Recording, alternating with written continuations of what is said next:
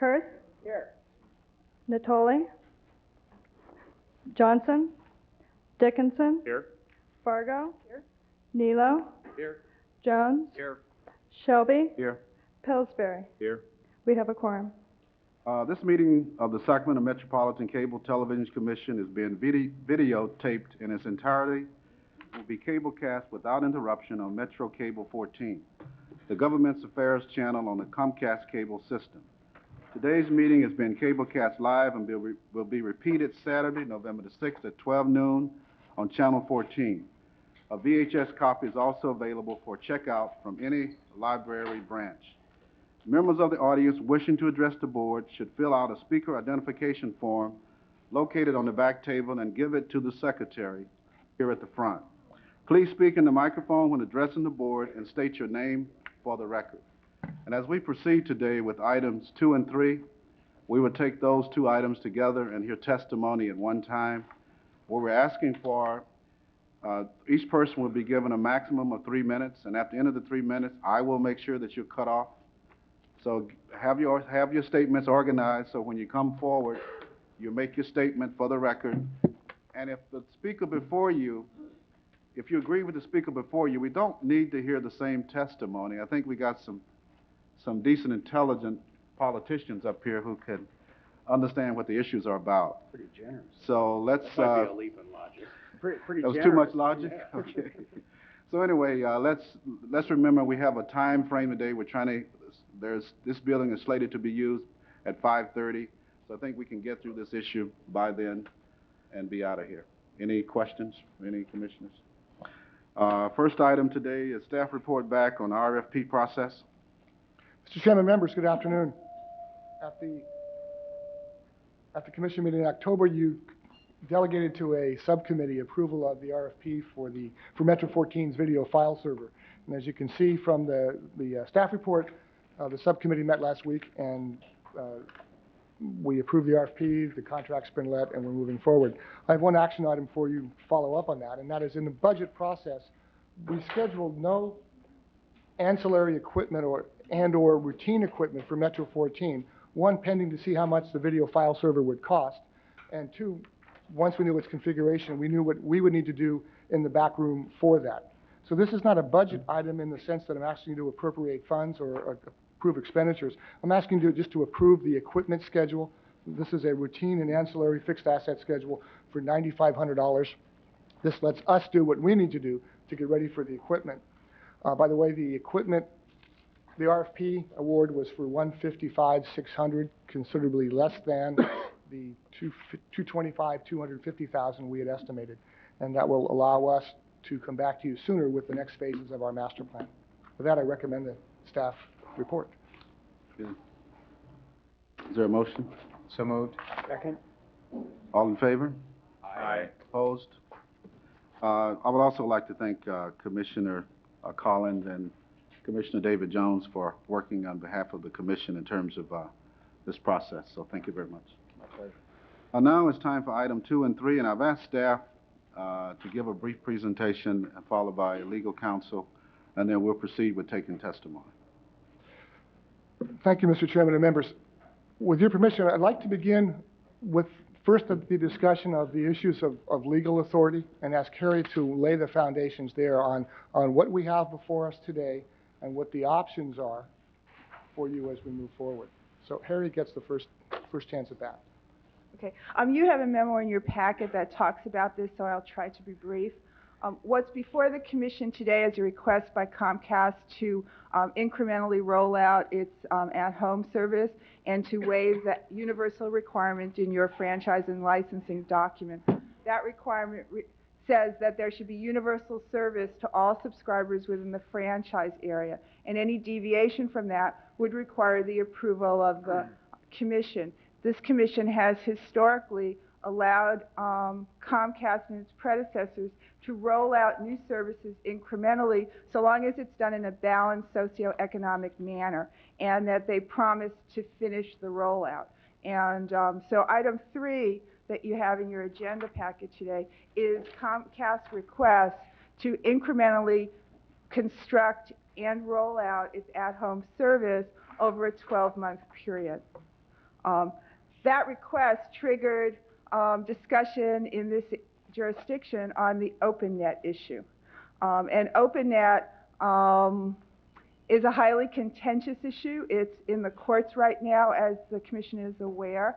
And what we did was we looked at the extent to which we felt the Commission had authority to require OpenNet if that was the choice of the Commission, and at what point in the process.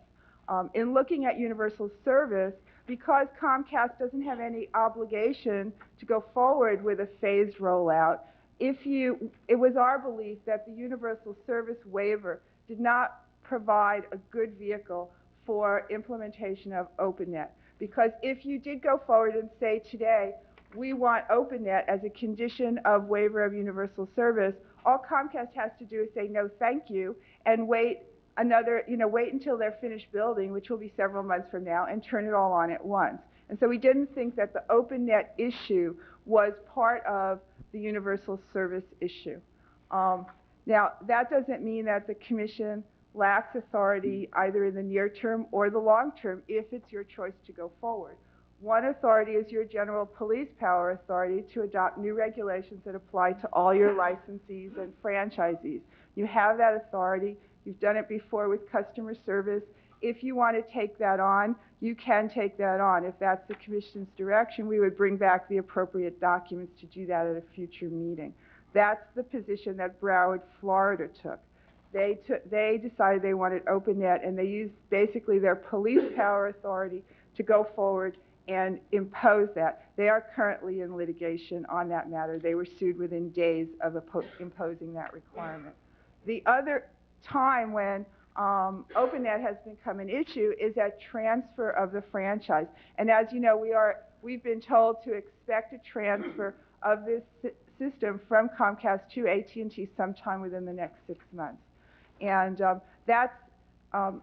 OpenNet issue started in Portland when Portland was looking at a transfer. And what Portland found was that the transfer to AT&T was sufficiently anti-competitive that it wanted to allow open access as a condition of AT&T acquiring that franchise.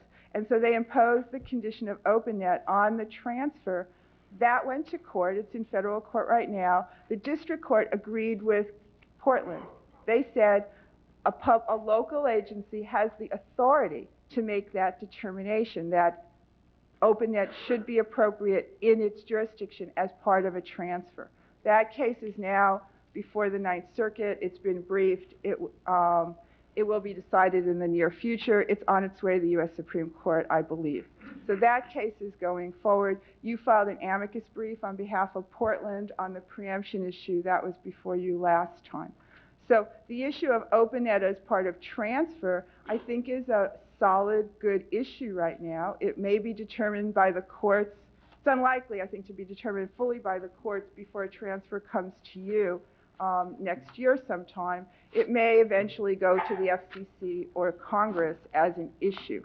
But when you get to transfer, I think you will have the ability to look at whether or not the at-home system and your transfer, whoever the transferee is, which will be AT&T, whether or not that transfer raises issues that would require OpenNet. And at that point, you could then, do what Portland did and require OpenNet.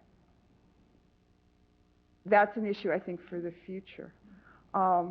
What we did in looking at this, and to make sure that there was no, if the Commission goes forward today on the universal service, just to make sure that there is no waiver of any issues that we have, we put language into the universal service resolution that basically says that you are not deciding the OpenNet issue today, but that you reserve your rights to decide that at a future time. And that basically was to make sure that there is no misunderstanding on the part of Comcast or anyone else that you were not, deciding that issue as part of the universal service requirement. So I think to summarize, for universal service, I don't believe that this is an issue that raises OpenNet. You can start an OpenNet regulatory process, if that's your choice.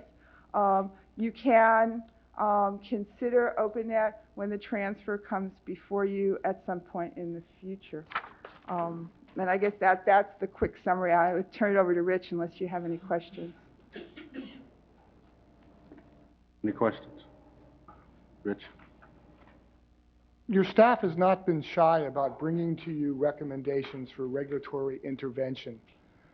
Twice in the last 10 years, I've brought before you proposals and recommendations which you adopted for significant regulations on the cable company. One had to do with customer service regs, the other had to do with rate regulation. In both those cases, staff recognized and documented to you abuses of behavior, that is behaviors and or attitudes, but primarily behaviors related to customers on the customer service side and the services they were delivered, the truthfulness of information provided them. Separately on the rate issues, we had documentation of rates being raised at triple the rate of inflation and or better than that. In both those cases, you were early, if not first adopters of those regulations. And for staff, the process was to identify was there a problem and bring to you the authority that you had to work within that. In the case of the customer service regulations, pretty much nobody else had addressed it yet. We had to build the authority or document the authority and overcome some considerable hurdles to do that. On the rate regulations, the authority was there. And if you recall, the intensity was pretty great to not do it from the political standpoint. Some of you thought I was overly aggressive and arbitrary and capricious in recommending rate regulations. That brings us to today. And being in the unfortunate position of recommending to you, based on the same kind of analysis, is there a problem, what is the authority, and the filters that staff people go through, to come down on the other side and say that, one, I don't believe that the behaviors exist today that would get me to recommend regulations in this area, and two, relative to the issue of approving a universal service rollout, that you have the authority to do that in the scope of that. So that's where staff stands today.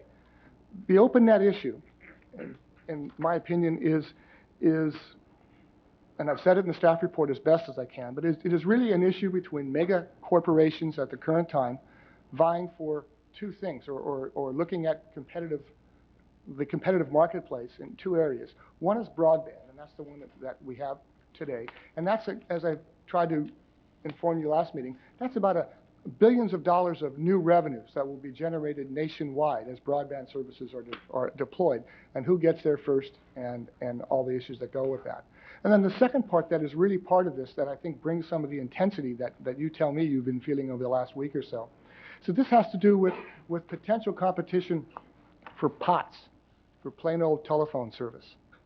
As the new infrastructures are deployed, the opportunity for competition in telephony surfaces as well. And that has a little different spin to it, in that is a competition for existing dollars to the incumbent telephone companies throughout the country. So in one case, there's competition for future dollars. That provides some heartburn. Separately, there's the issue of existing dollars and the competition there. In my opinion, this is not the right time for the Cable Commission to take a stand on OpenNet, if at all. I think the marketplace is poised to address some of those issues in the short term, or possibly short-term 1 to 2 year term. We'll see. Every day there's different things, different events happening. Some things that are changing the dynamics and some other things I want to add to the record that aren't in the staff report. This week, a new internet company, a new .com company is out that's providing free long-distance calls. You get banners on your computer screen, but you got free long-distance calls anywhere in the country by speaking into a microphone connected to your PC. They estimated 15% penetration in their test market at Stanford this week. Everybody loved it, thought it was great. So that's a whole new curveball in all of this that we hadn't tracked before. Yesterday, one of the major regional Bell operating companies announced that it's going to target Sacramento in partnership with another competitive local access company for additional telecommunications infrastructure. So the marketplace is changing rapidly, and I don't believe it's appropriate for, right now, possibly if at all, for local government to take an intervention step. Some specifics I wanted to add. In my staff report, I mentioned that the closest comparison to us is Broward County, Florida. They adopted an ordinance. In your sense, it might be regulations on July 13th. They were sued on July 20th, and the broadband rollout ceased. Key point, GTE, and I'll correct my inference in the staff report, they are not the incumbent local exchange carrier. They are a neighboring local exchange carrier. GTE is paying the legal bills for Broward County. I'll add one more point. Since the implementation of the ordinance on July 13th, no ISP, this is as of Friday, no ISP has applied for access to the cable company's broadband. Two organizations, one organization whose process I respect greatly is the National Governors Association, and they recently addressed this issue, and I've got their policies. They did not recommend in their process an open net position. Neither did the Association of County Executives of America. While I comment on these two organizations, these are two that kind of exist in a bit of rarefied air. So their deliberation of the policy issue was healthy. I talked with staff people in both places, but it didn't quite have some of the political impacts that you would see otherwise. And I'll close with, as near as we can tell, and the numbers vary every day, but there have been over 1,000 jurisdictions that have addressed it or had the opportunity to address an open net type of condition in a franchise transfer in the last several months. The number may vary, but it's somewhere between 4 and 6, certainly less than 10 that have chosen to take that step. And as I indicated to several of you early on, the staff analysis and the staff report in Los Angeles and in San Francisco was very, very thorough. And I had access to those. I was involved in some of those, and I believe that LA, San Francisco, if I got it right, Denver, Dallas, Seattle, King County, other major jurisdictions have either chosen to take no action or to take the action that staff is recommending, which is to reserve authority and continue to monitor this as we move down the road. So in conclusion, this isn't an easy one to give you a recommendation that puts this staff person on the same side as the cable industry. That's never happened before that I can recall. Two, it's not real comfortable being on the same side as the FCC. That doesn't, they haven't exactly been the friend of local governments on telecommunications issues. But the filter, the process, the rationale, the reasoning that you pay me to go through got me there, and that's why the recommendation is as it is. With that, I invite you to hear from your audience. Before we do that, just one question, Harriet. What are the available for us today to consider? Today you can consider, well, you should consider whether or not to approve the universal service rollout waiver plan. You can take no action on OpenNet. You can direct staff to come back with a regulatory document to take action at a future date. And I suppose there is language in the rollout plan resolution that reserves your authority to act on this issue at a future date. You can modify that language if you like. Okay. Any questions from any commissioners? A couple questions. I think I want to make sure that I get definitions of terms down. I found that much of the debate is semantic based, and we even come up, I guess, with new terms to redefine the debate. Define exactly what we mean by OpenNet. This could be fun. We'll probably have a room full of people that disagree. OpenNet is the argument that cable companies providing broadband service must allow internet service providers outside of their affiliation access to their system. Within that, there's the debate on how to do that. That could get us into some very deep technical stuff, so we're not going there. But essentially, will non-affiliated internet service providers, the people right now, in many cases, that provide both your content and your connectivity, be allowed onto the cable system's infrastructure? The flip side of that is the forced access issue. Is you turn it around and the cable industry is being forced to allow outsiders on its network. So the OpenNet forced access terms are staff's attempt to balance the two sides of the issue. Part of the definition, I guess, necessarily involves a more detailed explanation of exactly how Comcast plans to offer access to the internet. Correct. Correct? If you want to, yes. If you want to go there, yes. Right now, the cable industry says that their service will be both the connection and the content provider included in the price, whatever that price is. If you choose to have another internet provider be your internet service provider, be your content provider, that is, I choose to have my website or my email hosted somewhere else, you would incur likely an additional charge from what may be your current provider, but then would be your secondary provider. And one definition of open net would be to access the internet over the Comcast connection at the Comcast charge for doing that, and have the option of having your gateway, if you will, be America Online as an alternative for no additional cost. For no additional cost, I think that would satisfy some of the people with issue with that. But that's probably what we mean by OpenNet. Pretty close. When you slip down into the how-to part, it gets a bit more complicated. So the definition involves both access to by the provider as well as the customer, as well as an economic question. I think that's a fair statement. Broadband. That is a term that's used in connection with cable access. No, broadband has to do with essentially the size of the pipe. I tried to address this in the staff report. Narrowband generally is when you access your computer or access the internet with your computer. Dial-up speeds tends to be narrowband. When you jack in, as probably as Mr. Dickinson is right now, to when you're on a network or network speeds 50 to 150 times faster than a narrowband connection. Mr. Dickinson couldn't keep up with that. is broadband.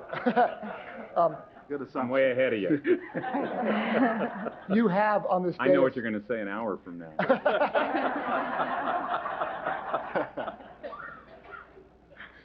You have on this dais sophisticated network connections, all right?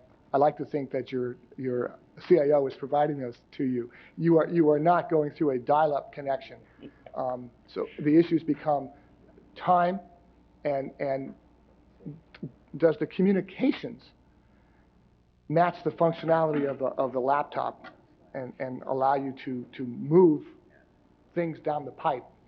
The size of the pipe is bandwidth. So broadband has to do with communications capacity.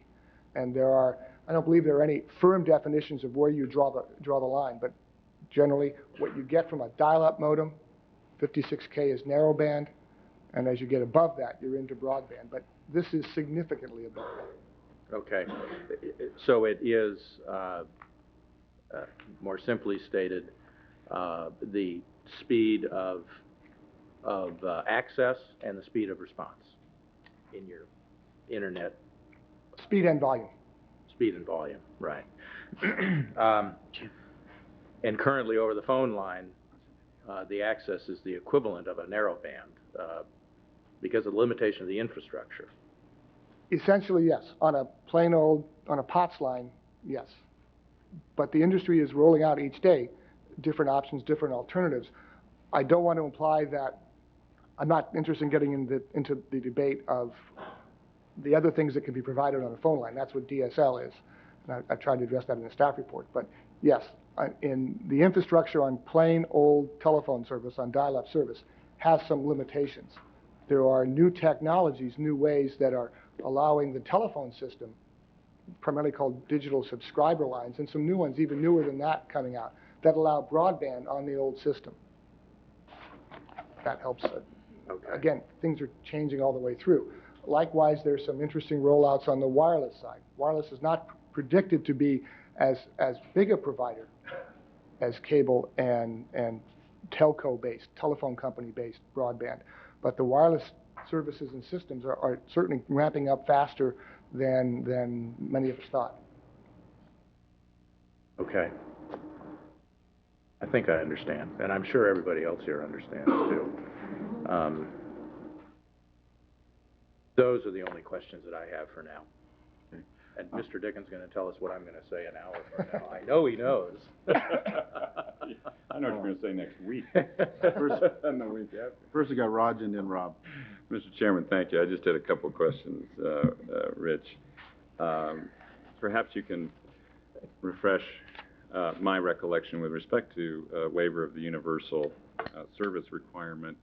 My recollection is in the past that when we have agreed to that, it has been in connection with the installation or extension of new infrastructure, physical construction, and that could not, for obvious reasons, be implemented all at the same time. Is there some other instance where we've waived this I believe requirement? we could say it's been in part tied to infrastructure, but as we look at the Digital Music Express rollout and the digital service rollout, it wasn't totally infrastructure-based. It had to do with the ability of the company to respond to the market all at once or in phases.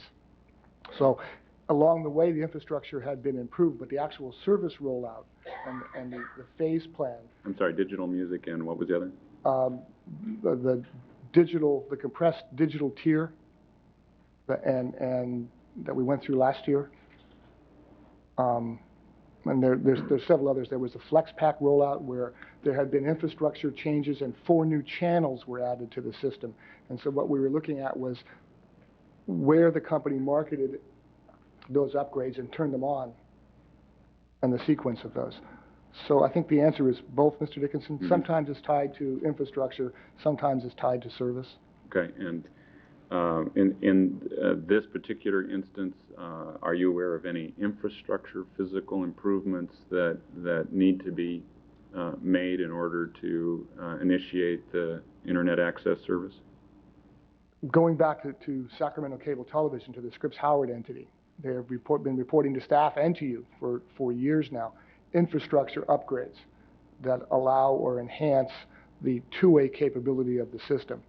I understand there have been fiber optic deployments to provide redundancy and some other ones. So I think the answer is yes, there have been infrastructure upgrades. No, I'm sorry, what I was asking was whether or not there's any physical infrastructure work that needs to be done at this point in time forward in order to initiate this service.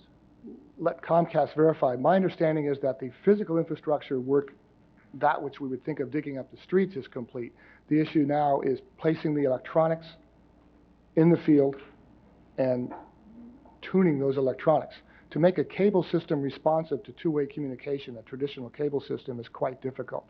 So if we want to call having people in the field doing work on the electronics infrastructure-based, the answer is yes.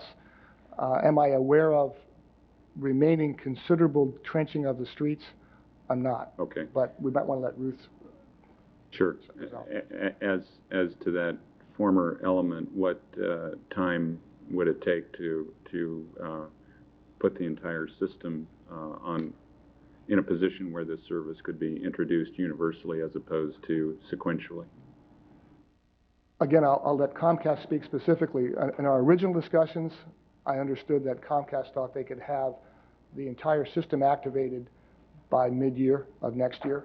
But my understanding is that in the last few months, they've decided to add some more resources to that. Okay, so somewhere in the order of 6 months, plus from 6 to 8 months, something. 6 months outside was my understanding when we originally began discussing the phase-in plan. What justification is there from your vantage point in waiving the universal service requirement here? Why not wait until everybody can enjoy under whether it's open, closed, or otherwise? Why should we deviate from our universal service requirement in this instance, in your judgment? First, we've done it 4, possibly 5 times previously, going back to the activation of the system initially, and this is essentially the plan that we used before. I mean, at that time, I was your construction coordinator, and my job was to assist getting the system built and blowing through roadblocks with the city and county inspectors and with the utilities.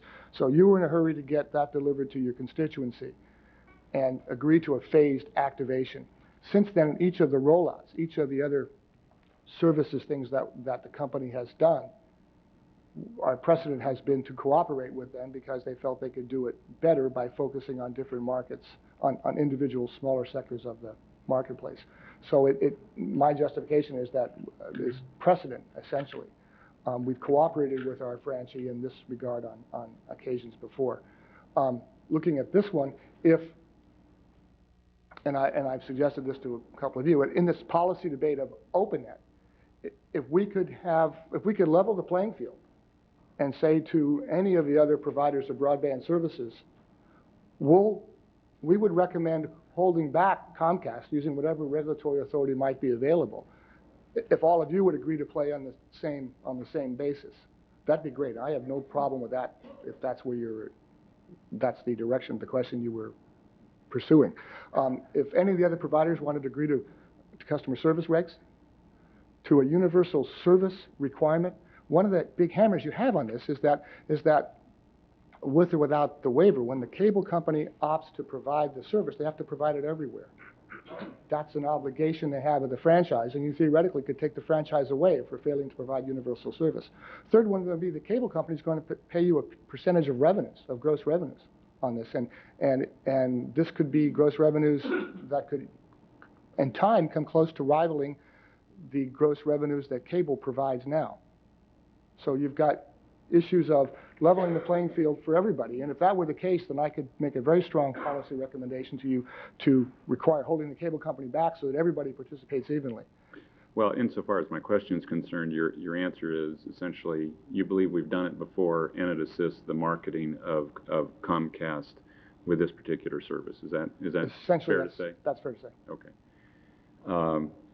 And with respect to the elaboration you gave, do you hold a view on whether other providers, not the ISPs, but others who have provided infrastructure, should be required to have non-discriminatory access? To the cable infrastructure? Yeah. Well, not to the cable infrastructure, to ISPs. For example, if it's a common carrier regulated by the Public Utilities Commission, that's the infrastructure supplier, should they be required to have to provide non-discriminatory access?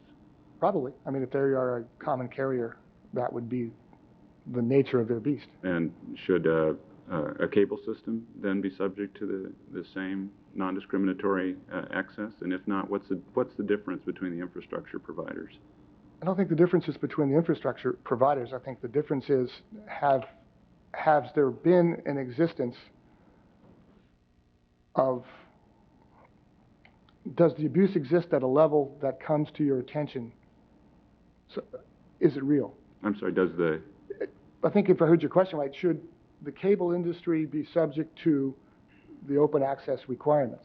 Well, I'm wondering, first of all, whether you have a view about whether an infrastructure supplier that's denominated a common carrier should be required to offer access on a non-discriminatory basis. And I think you said yes to that. Yeah, if they are a common carrier, that's the business that they're in.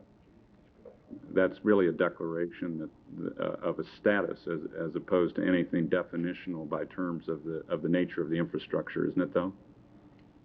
You're getting at a level of regulatory stuff I'm not sure about. I thought being a common carrier was more than a status. That was a certificate granted by the PUC to be a common carrier provider, and these are the rules you have for being. And that's really a legal characterization as opposed to a description of the infrastructure, isn't it? I don't want to go too far down this road. We want to get to let people talk. I know Kurt is relieved over here that the esoteric side of this isn't going to go too much further. What I'm really wondering is what you see as the distinction, other than legal, between a common carrier that you think ought to be required to provide non-discriminatory access and a non-common carrier that appears to have a physical structure that is quite similar? Could go on for quite a while. I tried to address this in the staff report. First is I read the staff report. yeah. First is the issue of what the policy is and what the view of the community is toward deployment of broadband, and that I think we should value getting broadband in the marketplace, especially secondarily competitive broadband, as quickly as possible. One, two. If when we've got there, or if the behaviors of if it's necessary to intervene on a regulatory basis to level the playing field because there is evidence that the playing field is not level and you have that authority, then make the open net step. I see this as the sort of like the what we've done as a community to make other economic development incentives that had good public policy bases. And then maybe down the road a bit, we tune that or we change that.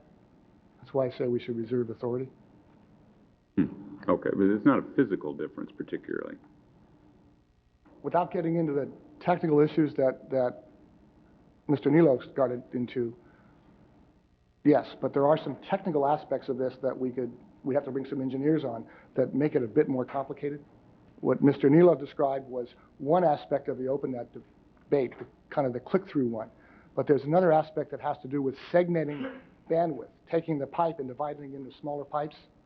To the extent that that gets physical, the efficacy of that network probably falls apart. So to answer your question on the physical side, depends on the level of the question. Okay, I may want to come back to that. But Mr. Kerr. Can I? Oh, okay. Let Rob get it first. Thanks, Jim. Rich, in a nutshell, and I realize this is dangerous because it's pretty complicated here, the argument that is before us on open access is whether people have to pay for two internet service providers if they shouldn't want the one that's provided by the cable company. Is that? That's one of the arguments, yes. Now, let me ask you, looking at it from the other side of the table, when you are a DSL subscriber and you want a different supplier or internet service provider, do you pay twice there? Not necessarily for, as I understand it, for the internet service provider, but one of the things we'd like to may get to later for you is there are other costs. You have to look at them in total. You have to look at what the costs are today, what the installation costs, and some of the others. DSL comes in different flavors in terms of its speeds, and also on who's providing it.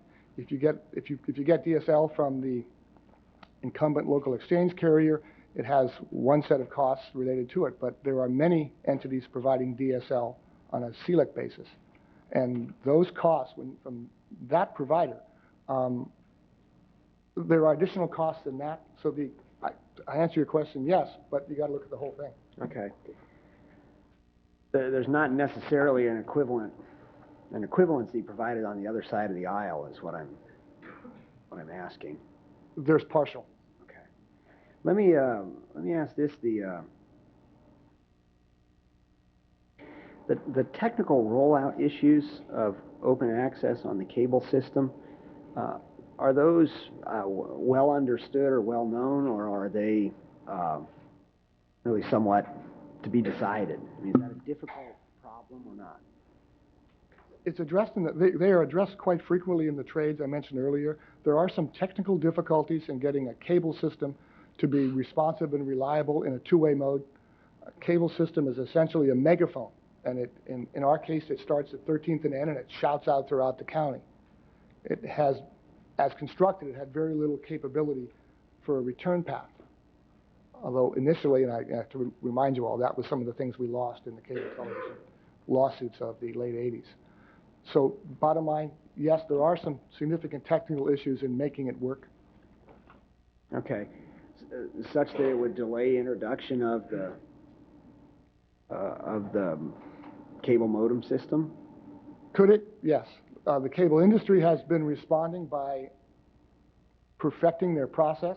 They've actually established a series of internal standards that let them tell internally that the system is capable, so they have their own technical standards.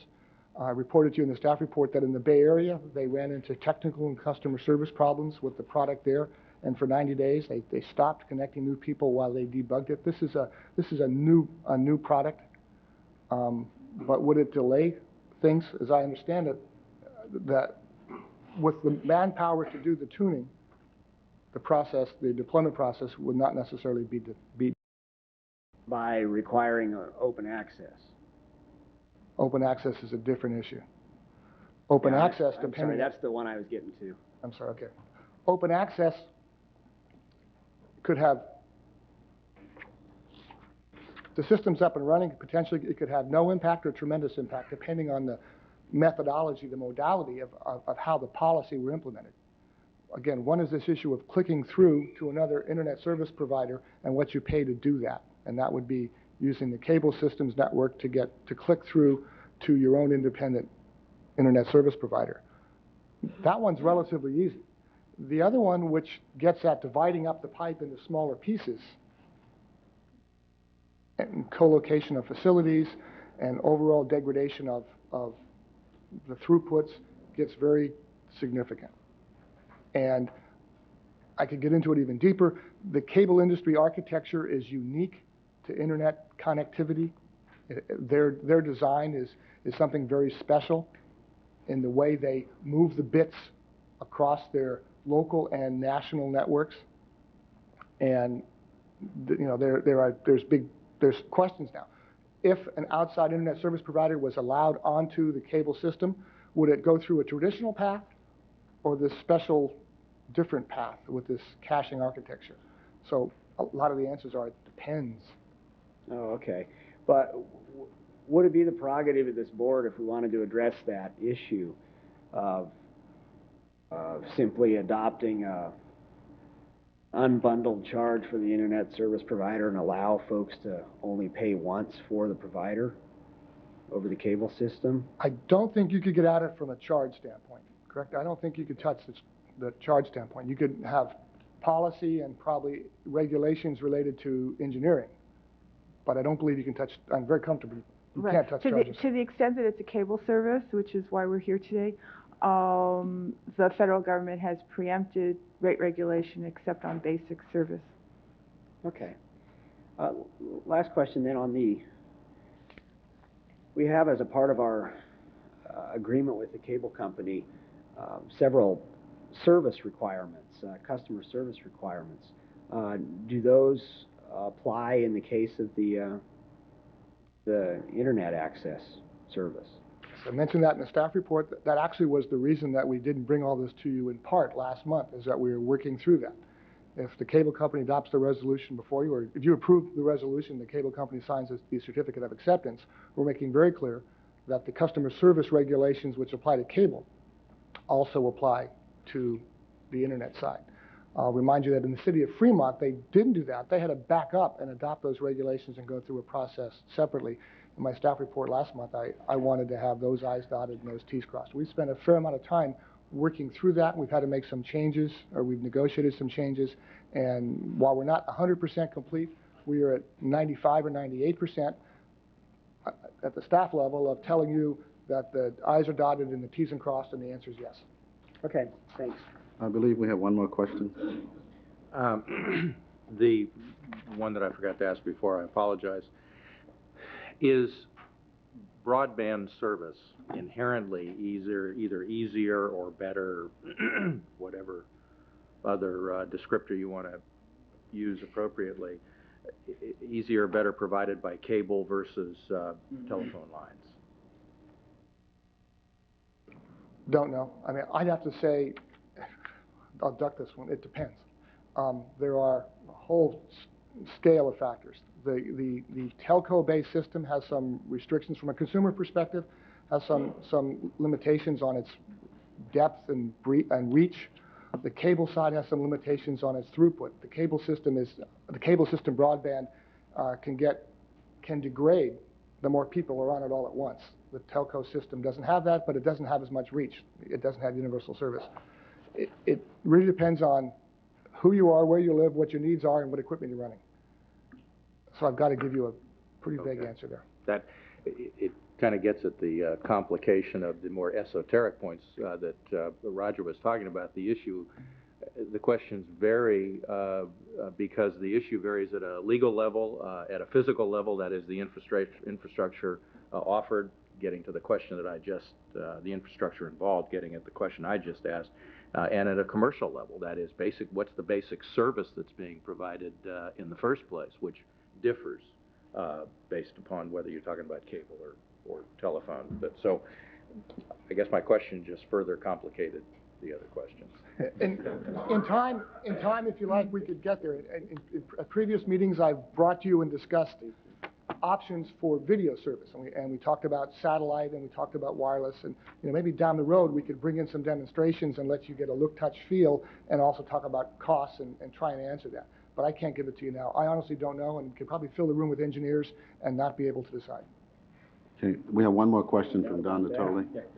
Rich, just in listening to the various questions here, I want to ask you, and it actually goes to the resolution item, which all this leads up to some potential board action, whether it's here today or commission action today or some other date. But if this commission, what's before us in that resolution is this allowing Comcast to introduce the high-speed data service by area.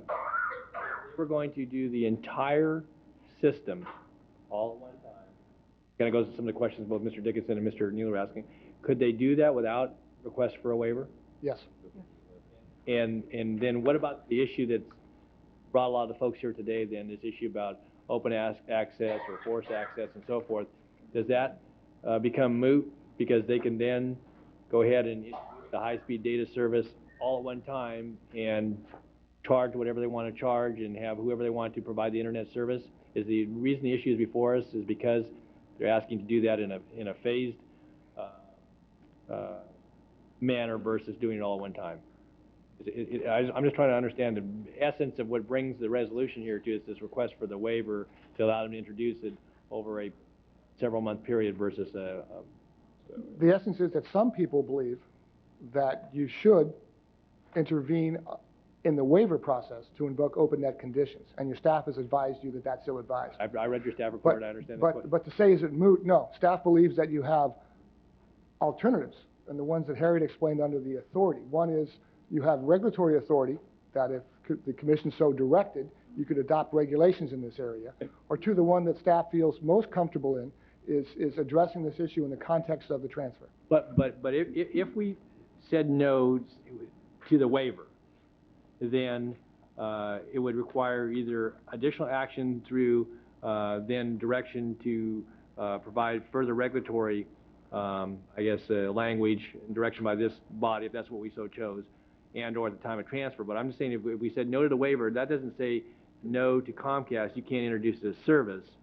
It just says that the waiver is not going to be approved, and so you either have to do it all at one time or some, I don't know what the other alternative would be. Is that correct? That's correct. Okay, I just wanted to simply understand the basic underlying issue here. Okay, thanks.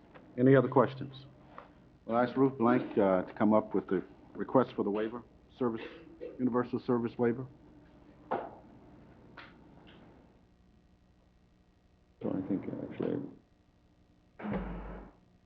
Good afternoon. I'm Ruth Blank, General Manager of Comcast, and I have to say that I just want to say that I admire the research and the thought and the time that went into the staff report, and either side that it had come down on, I don't agree with 100% of the recommendations, but I really am very impressed with the thought that went into it. We're very excited to be launching high-speed internet service at Sacramento. We've made huge investments in the infrastructure, and to answer that question, we are still working on the infrastructure. We're not tearing up streets, but it is an electronic process, and so we don't have the capability to launch all at once yet. Sacramento is one of the most wired cities in the country, and it's a great market for high-speed connections. There are a host of competitive options for high-speed business. Some are already deployed, some are planning to deploy, some have announced their plans. I think, as Rich mentioned, as recently as 2 days ago, Quest announced plans to offer DSL service in Sacramento, and Sacramento is going to be its first market. I think that says something about the kind of market Sacramento is. There's satellite companies. MCI WorldCom is getting in the business, so there's going to be no shortage of internet providers. We have some unique qualities as a high-speed internet provider in Sacramento. First of all, we're ones that's partners with this body in that we do pay a part of every dollar that we bring in, including on the high-speed service, to this body. We'll also provide a cable modem drop to every school and every library in Sacramento County. And we have to make, and will make, high-speed internet service available everywhere that cable is available in Sacramento County. We're not asking that our competitors go away or slow down. We think competition will be good for consumers, and the fact is this is a highly competitive business.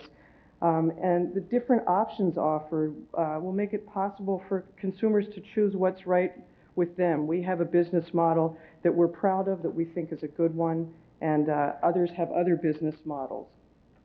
The plan we're proposing was approved by this board in 1996. It's demographically balanced and fair, and will end up serving all of Sacramento County by the end of September. We really think it'll happen much sooner than that, but I see my time is running out. I have a lot more to say, but I'll just wrap up by telling you that we think that competition is the best thing. It'll keep consumers' prices down, disadvantaging cable high-speed over other, by cumbersome regulations over other kinds of providers just isn't in consumers' interest. We look forward to your vote today to allow a quick phased rollout of our service and let Sacramento County residents begin enjoying some great high-speed internet service. I'm happy to answer any questions you may have.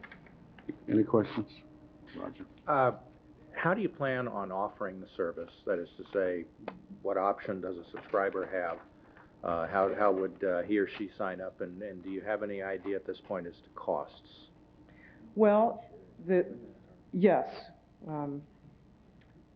The plan is to offer the broadband pipe together with the at-home service, and the price will be somewhere around $39.95 Per month? Per month, correct.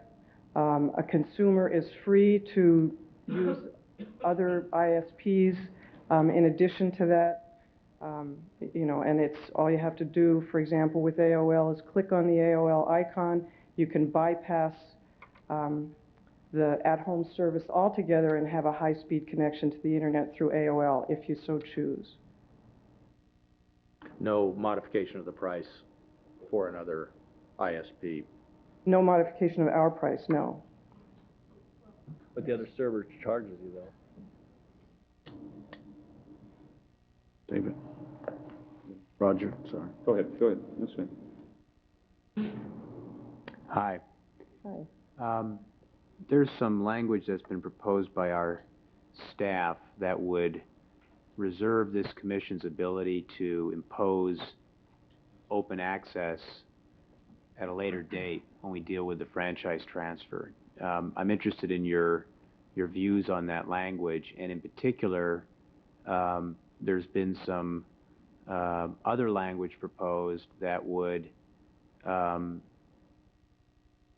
modify the staff language and augment it to provide that should AT&T or Comcast or any of its affiliates up and down the corporate hierarchy agree in some other jurisdiction to provide open access, that this commission would then be able to hold a hearing and request that of Comcast in this jurisdiction. I'd be interested in your thoughts on the staff language and then on that modification. Well, we're satisfied with the staff language as it is, and we're not interested in seeing any modifications. And we understand that you are entitled to bring up the issue as you see fit. And I guess the next question is, if, notwithstanding the advice of our legal counsel and our staff, we were to use this occasion to impose an open access requirement in the context of the waiver of the universal service provision, what would that mean in terms of Comcast's business plan, particularly in terms of rolling out broadband and high-speed internet access in this community? It would mean that we wouldn't. I mean, Comcast has made millions of dollars of investment to roll the service out in this community, and that investment would be better served somewhere else where the business model can work as it was planned. So your business model relies on the revenues from this bundling, and in effect what you're telling us is that we would lose the opportunity to have, at least through cable, high-speed internet access, were we to take the action that our staff is strongly suggesting we not take. Correct, and that's what's happened in other municipalities. You want to share with us what happened? Well, in Broward County, for example, which was included some Comcast systems, there is no cable deployment of high-speed access. Okay, so they stopped deployment after the commission Correct. insisted on open access. Okay, Correct. thanks. Roger. Ruth, good afternoon. I was just curious, coming back to the question I asked Rich, is there any physical or technical impediment to initiating service on a universal service basis? Yes, there is. What we have to do, and I'm going to give you a very lay version of this because that's about all I can do.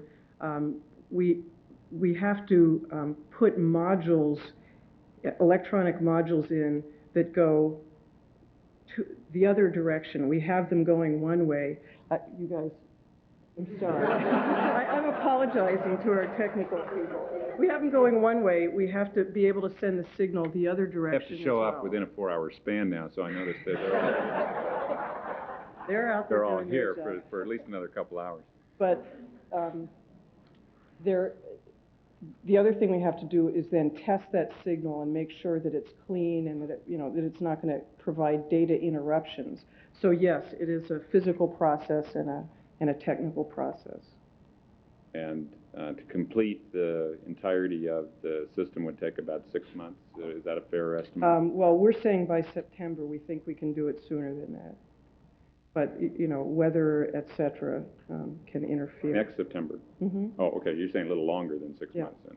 Okay. What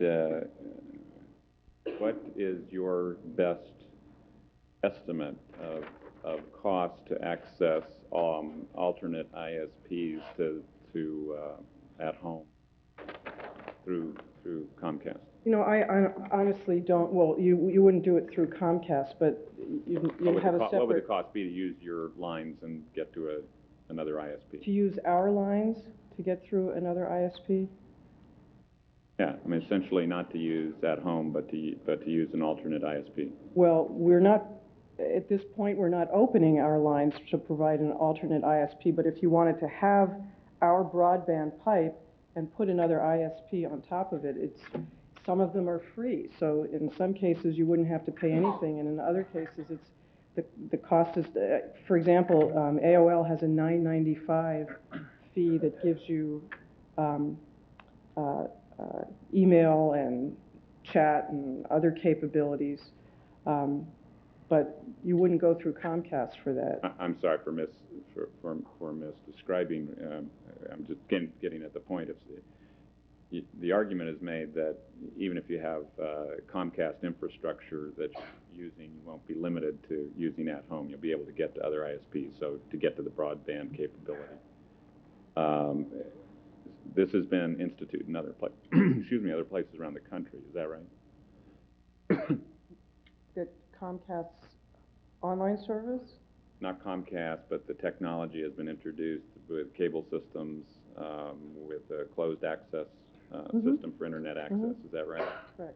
And do you have any representation you can make to us about what the cost has been to get to other than the ISP selected by the cable system in those cases? I don't know, because that's not a charge that we impose. It's not a charge that the cable It's just whatever company- the other ISP chooses Yes. to impose. Okay, thanks, Ruth.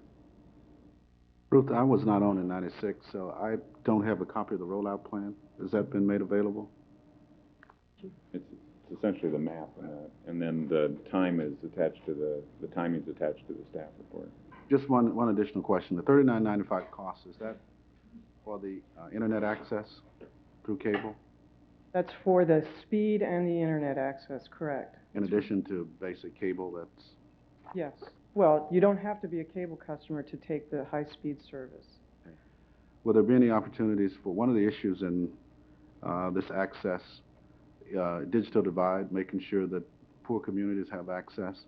How do you address that in neighborhoods that are there opportunities to lower cost in terms of low-income families that can't afford to pay $39.95? Well, we don't have something set up for that right now, but what we do have is we're going to be in every school and every library throughout Sacramento County, and so there will be access in every area, That's someplace. for those are for schools that have cable access. Some of these schools don't have lines they can gain access to cable. Well, we're in just about every school in Sacramento County. We already have cable to just about every school. I can't, off the top of my head, think of many where we don't have access.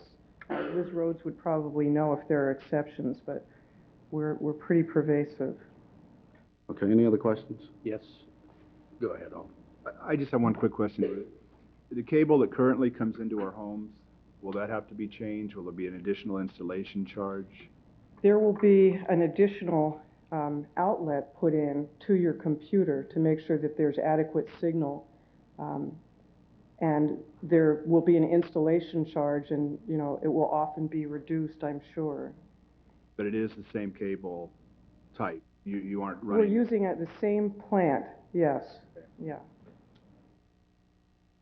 Roger, and I hope that's it. Let me come back to this slippery notion of what we mean by open net. Ruth, you were asked the question if there was some attempt to impose open access on the provision of your service. Your response was, well, then you probably wouldn't provide it. Correct. The answer to your question may or may not be different depending upon how we defined open access. I could certainly see that there would be no motivation for Comcast to provide access to any home or internet access if the result of that was that you would receive no revenue from it. So I can understand in a particular definition of open access why you wouldn't want to offer it. I'd certainly question your intelligence if you were to offer it on that basis. But looking at the marketplace, other than some that are free, seems like the offerings are about $10 a month for some basic services, which provide you a certain amount of access over the phone lines in that case, and if you go beyond that access, you pay for the usage above that, or about $20 for unlimited access. Your charge is $40, round numbers. I'm a retailer. I understand the notion of the 95-cent deal, but you're charging about Very well. you're charging about $40. Without asking you to answer the question yes or no, would you look at the question of providing open access differently if it were couched as providing, as modifying your charge to, say, just to grab a number, a $20 basic access fee, and then allowing a choice of an ISP beyond that basic access? $20 in your case with the at-home access, or the or the $10 or $20 fee to another ISP provider. Would you look at the question differently under that scenario? On whether or not you would choose to roll the service out anyway? Not right now, no. I understand you have no reason to right now. Right, and we also, we have a contractual relationship with At Home right now as well. A contractual relationship with them, Mm-hmm. that you will pay them a fee for every hookup you Well, acquire? we have a contractual relationship to provide the At Home service with our broadband. In every case? For now, yes. Good question. Any other questions? Okay, thank you, Riff. Next person is Bradley Cutler. Excuse me, Chairman, there was one ahead, a Carolyn. Did hers get stuck to someone? I must have gotten them mixed up. Carolyn them by Bill order. Hunter. I'm sorry for the confusion, but you'd asked me to keep them in order. Okay. Her name is Carolyn Bill Hunter. Carolyn Hunter? Standing right here. Hi, my name is Carolyn Veal Hunter. I am the Chief Consultant for the Assembly Utilities and Commerce Committee, and I'm here today representing Assemblyman Rod Wright on behalf of the committee. Wanted to just offer his regrets, because if he'd had the opportunity, this is an issue that he's so involved in and has been studying a lot himself, that he would have been here himself had he been able to. Basically, the legislature, both the Senate and the Assembly, have been looking at this issue for a full year. As we all know, this isn't something that's just come up as it's come before the Cable Commission today. So there have been both Senate hearings and Assembly hearings, and Bill SB 1217 was actually brought before the committee, which we opted not to, the committee did not move because they thought that it was not right for their review at this time. And only last week, the committee held an informational hearing on this matter as well. And again, has just been studying this matter so that the legislature has a clear understanding and has opted not to take any regulatory action on the open access issue. Since this is not an issue that is unique to California, however, in our review, we chose to look at the source with which this issue arose, and that was the 1996 Telecommunications Act, as well as the Federal Communications Commission.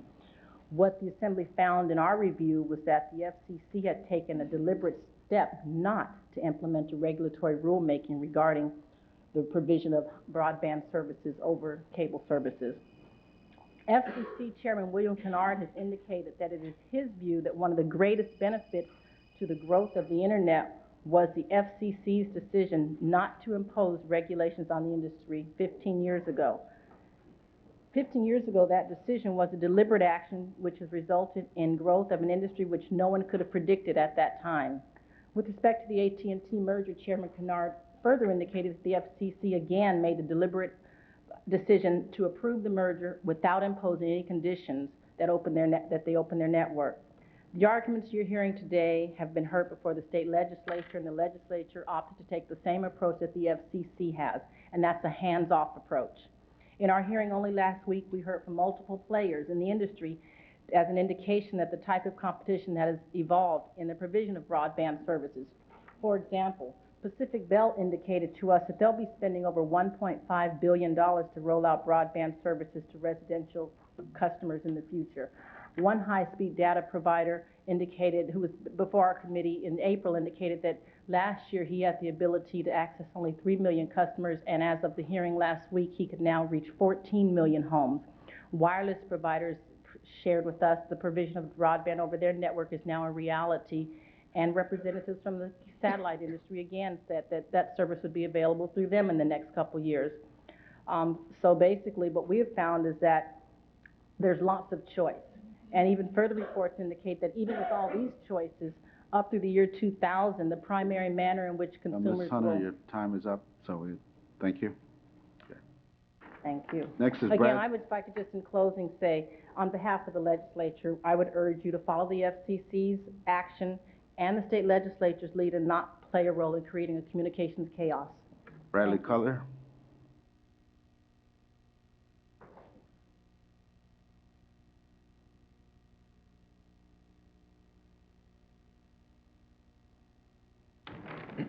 Thank you, Mr. Chairman. I come to you today as a consumer looking to get DSL service or a high-speed service connection to the internet. Excuse me, Chairman. Could we have him put his name on the record and remind everyone else? Yes. To do Thank so? you, sorry. Thank you. My name is Bradley Cutler. Thank you. At this time, there is no ability for me to get a high-speed service to the internet. No matter how much money I pay, right now it's not available. DSL, according to PacBell, is not going to be available to me for over a year, possibly 2 years. And as you heard today, if the cable company is forced to have open access, they will probably not roll out their service, which will mean that I will not be able to achieve DSL service in the city for 2 years. And I would say that probably many of the schools will also be in that same plight. I don't see the rationale that you would have before you today to relegate us to that role of a third world status of not being able to get onto the internet at a decent speed other than 56K. And I would ask you to make sure that you don't take any action today that would stop that from occurring and at least allow the rollout to occur. It would seem to me that a rollout would also help your own coffers if it would be possible to get some money rolling in sooner rather than waiting to the end and having that money roll in at the very end. I think that would appeal to your sense, Roger, as a retailer. And you get Thanks for the plug. It just doesn't do it at $39.95. Do oil change, not without a few commas in it. Yeah, guaranteed, huh? And it would seem to me that at $39.95 or whatever the approximate price is, that if you also had that capability to have a homepage there, that would be an additive issue. PacBell, as shortly a little time ago, was advertising their DSL service for in approximately the $90 range, for which they provided no homepage and just merely a higher speed access. And I would say that the addition of a homepage for half that price would be quite a bargain. So I'm not sure that those two issues connected. Thank you very much for your time. Thank you. Kevin Gervelin? Gervelin? Thank you. Please state your name for the record. Good afternoon. Ken Cervellin. I'm also a consumer. I'm also a small businessman in the middle of Carmichael with no access to DSL. My professional business is merchant card processing. I'm involved very heavily in the internet for e-commerce. I'm out there every day signing up merchants to do internet commerce on the internet, yet my computers can't keep up with the speed that we're able to provide out there to our merchants to have access to sell on the internet. It's an unfortunate situation that in our world today, we can't take the time that we used to take the time. And if we stop and realize that 5 years ago we could take 5 minutes to get a hamburger, today we want the hamburger in 30 seconds.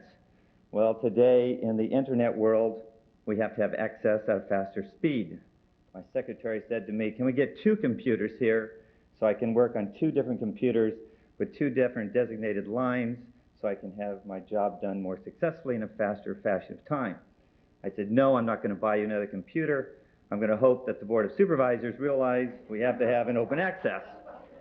So what I'm saying to you is, I think with what is happening in today's world, I totally agree that things are changing daily. If we have the opportunity today to let the cable company go forward, let's get those people who need it today have that flexibility, and let's worry about the changes tomorrow. And if I want to change a year from now or 2 years from now, I can do that. Thank you for your time. Thank you. John Fleischman?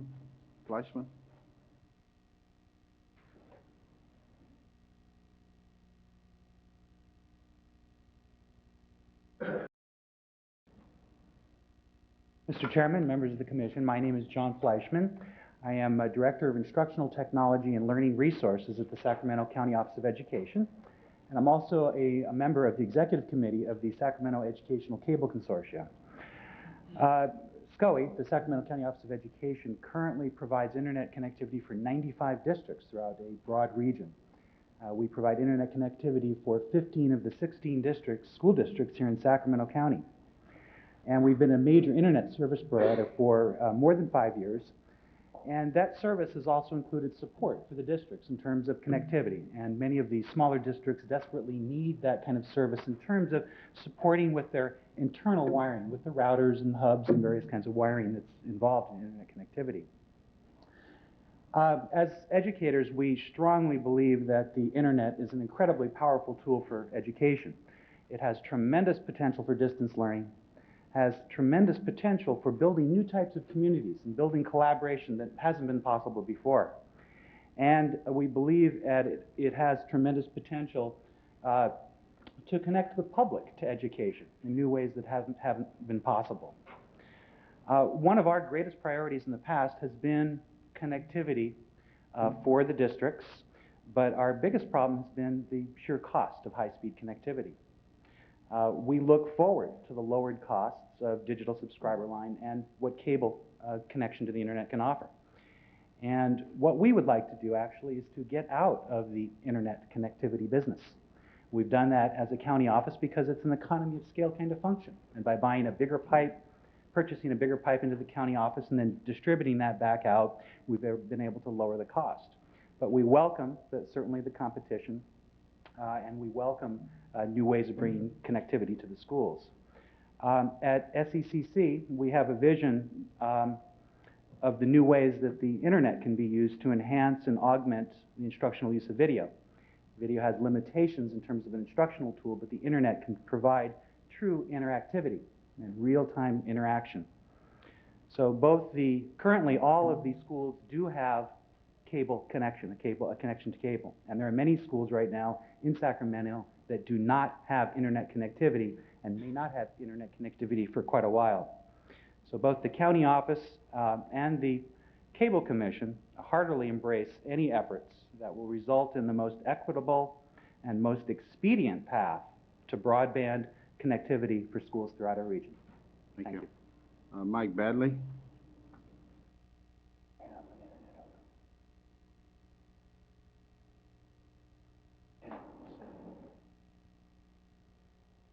Thank you. My name is Mike Badley. I'm an account manager with Seraphim Advertising. I'm also a consumer of internet and have been using it since it was a bulletin board service 5 years ago, 6 years ago.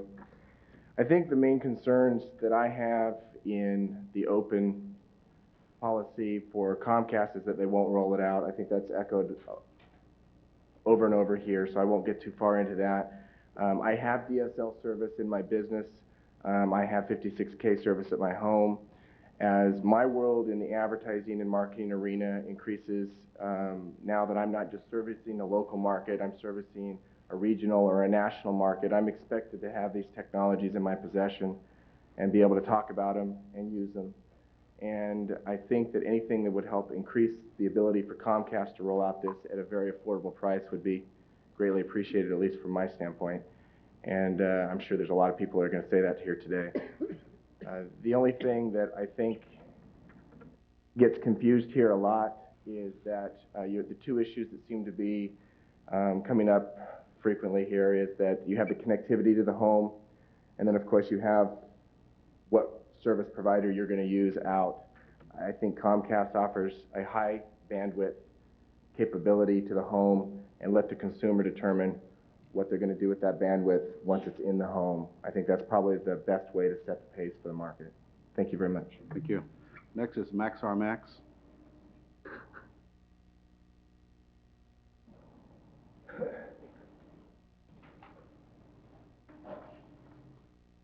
Good afternoon, Max R. Mack, and I'm here as a consumer, and I'm a loan originator by day. And basically all I want to say is that a rollout, a phased rollout seems to make a lot of sense from a consumer standpoint, because if you're going to roll something out, a new technology into a whole community, if you do it in phases, then you have a chance to determine if there are any glitches, and then you can solve those glitches in that first rollout phase, and then take it on to the next phase. And if there's an issue there for those 2 phases, then it can be resolved instead of it being all out at once and then realizing all these problems and having a major burden to fix all of it. And again, I want low prices, want high quality service, and just want to be able to choose whomever my ISP provider is. And again, if there's an opportunity for cable to provide it, satellite, and any other format that's out there, I want the choice. So that's all. Thank you. Thank you. Mike Smith?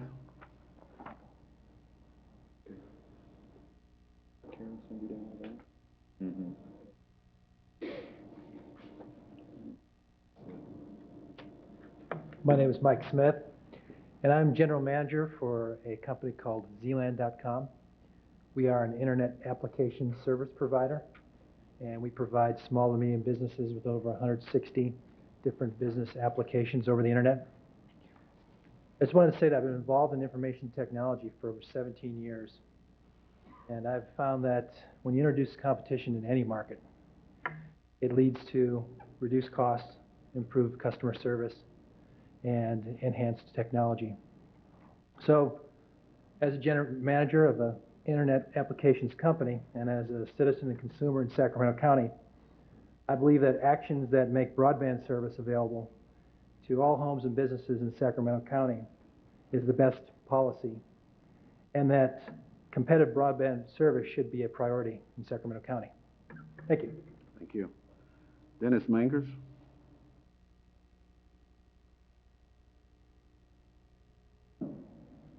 Hello, my name is Dennis Mangers, and I'm just a consumer from Carmichael. I thought I'd try that one anyway. I also happen to have the high honor to represent the cable industry before the state legislature. I've had the opportunity to watch this issue fomenting for the last several months, and I came today to make sure you understand that your decisions today and in the weeks to come are in a context at all levels of government. We've watched PacBell and GTE and AOL go to the Congress, and you haven't seen a bill emerge. We've seen them go to the FCC, and you've seen the FCC say we have no intention of restraining competition.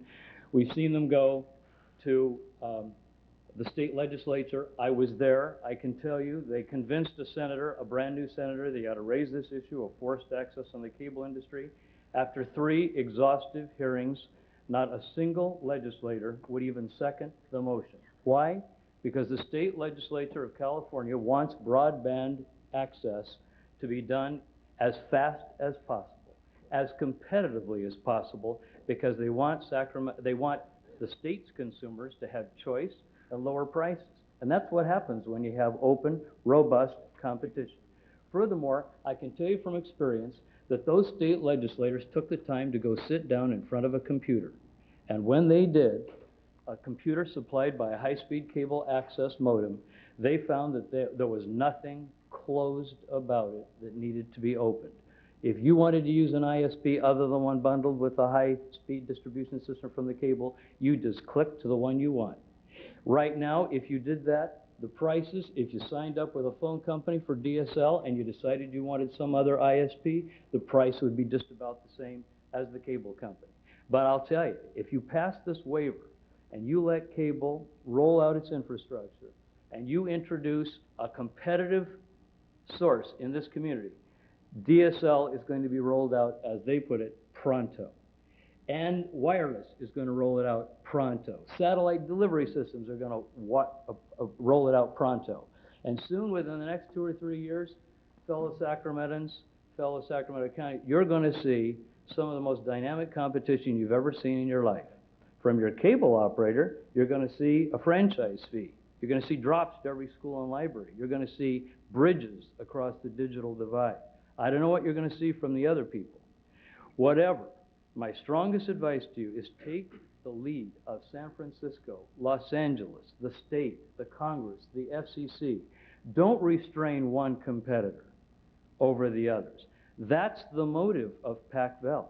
You didn't come up with this idea. Your staff didn't come up with this idea. PacBell came to your offices with this idea for only one reason. They want to restrain competition. Don't let them do it. Thank you, Dennis. Good timing.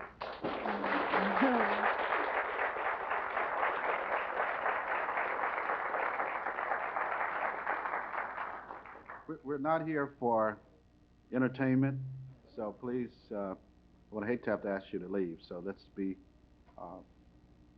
kind. Audrey Cross?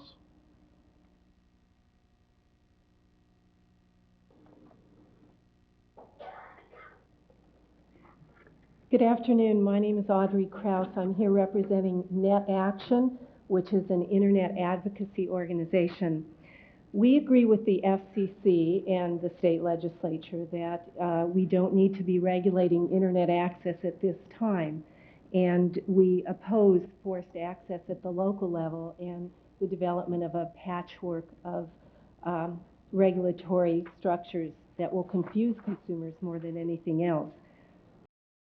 I want to just give you a few examples of what you can expect from competitive deployment of broadband and what you can't expect from it.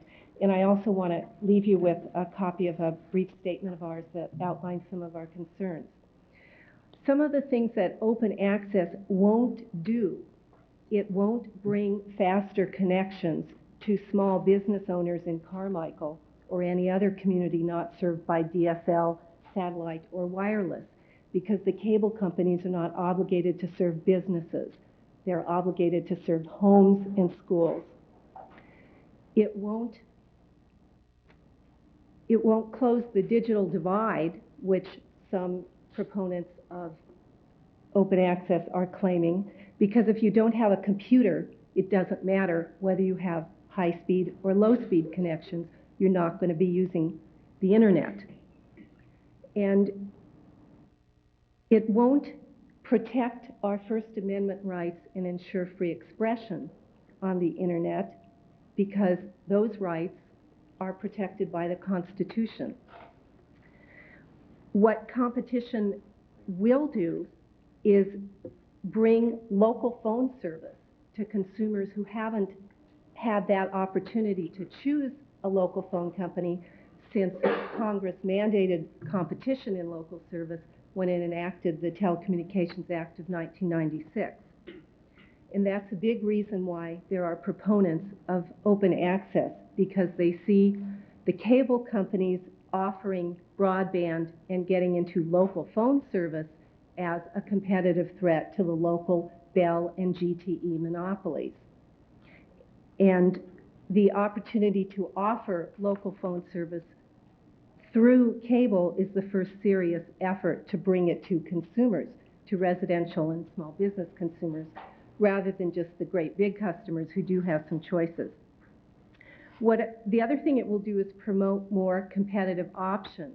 We have seen the price of DSL come down since broadband has been introduced, and we've seen increasing interest in getting satellite and wireless technologies going. So I think at this point I'm going to stop. I'd just like to leave you with copies of our statement. Thank you. Thank you. Jeffrey? Mr. Chair, can I just ask Audrey a question? Audrey, I presume you're the author of the article yesterday in the LA Times, was that? Yes. And you termed, if I'm not mistaken, open access as a classic Trojan horse. Would you just elaborate on that? I don't know that you shared that information in your comments, but I want to. Sure. Actually, the references I made to local phone competition pretty much speak to that. Does that answer your question, or do you want me to? Well, when you call it Trojan horse, because it summed up the article in the last sentence is a dangerous gift consumers must ask their elected representatives to reject. Just expand upon the Trojan horse theory. I'm trying to understand. Sure. Maybe it isn't a perfect analogy, okay. But the concern we have is that one of the real benefits that the introduction of broadband cable is going to bring is local phone competition. One of the reasons that there is an effort to promote open access is that the telephone companies are concerned about competition from the cable companies for local phone service. So open access is being presented as a positive thing that will be good for everybody. And what we're saying is that's not necessarily true. You need to look more carefully. Okay, that Thank makes you. it understandable. Thank you very much for the response. Jeffrey Sinsheimer, I may have butchered that.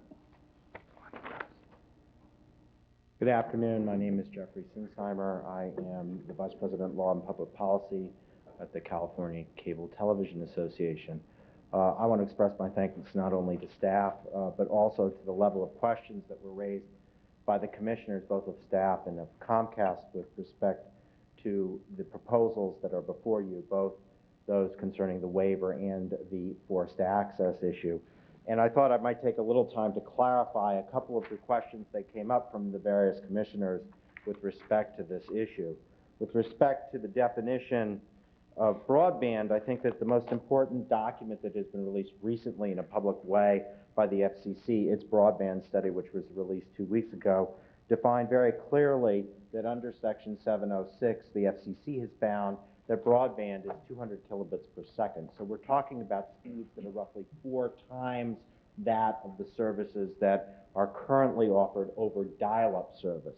With respect to the question that was asked earlier about a definition with respect to open access, I would refer the Commission to page 38, where the FCC engaged a panel of experts on the question of what open access was, and said, despite a flurry of national and grassroots activities concerning, quote, open access, unquote, our panelists, a collection of some of the nation's leading business, government, and public interest advocates on this issue, were not able to agree upon a single workable definition of this term, much less recommend an appropriate regulatory classification and enforcement mechanism.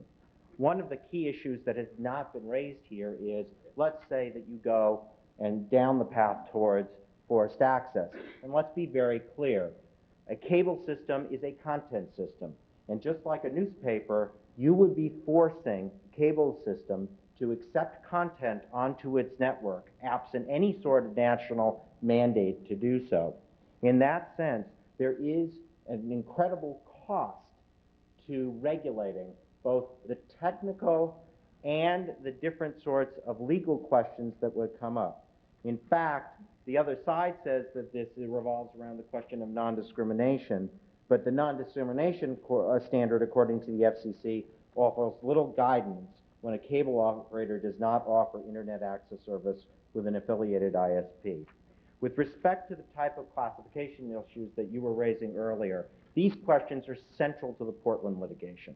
They're central to a whole host of unanswered questions of how these services will be regulated going forward. A cable system is a completely different architecture than a telephone system.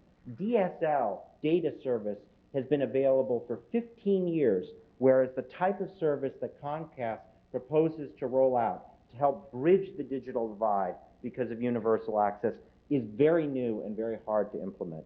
These questions are questions of national economic policy that are best resolved in the marketplace so that the customers have choice and so that people have options with respect to their services. Chairperson. And I would be free to answer any questions should the commissioners have any.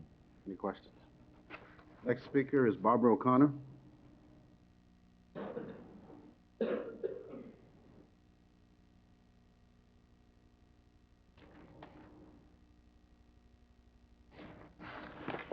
Delighted to be here listening to you talk about these issues. I teach at Sac State and have for 28 years. I direct the Institute for the Study of Politics and Media out there. Could you please state your name also? Barbara O'Connor. Thank you. And I'm a telecom policy person. So you're grappling with issues I've been working on for about 20 years of my life. So tell us the answer. There isn't an answer, in all honesty, and it's been real edifying to listen to this debate because many of my friends are talking to you today. They're presenting you with choices. I'm going to throw away what I was going to talk about. They're presenting you with choices of expediency, get it out there now. This really isn't a monopoly.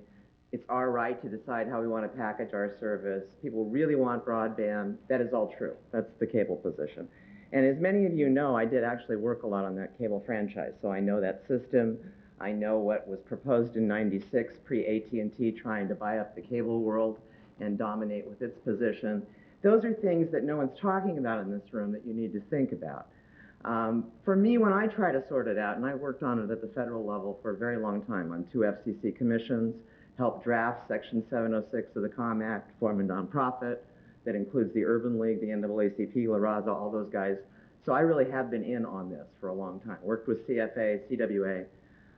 The principles that help me sort this through while we're waiting for the Portland case or GTE's case against AT&T and all the stuff that the federal delegation may tell us at some point in our lifetime is what impact will it have on new entrants in the marketplace?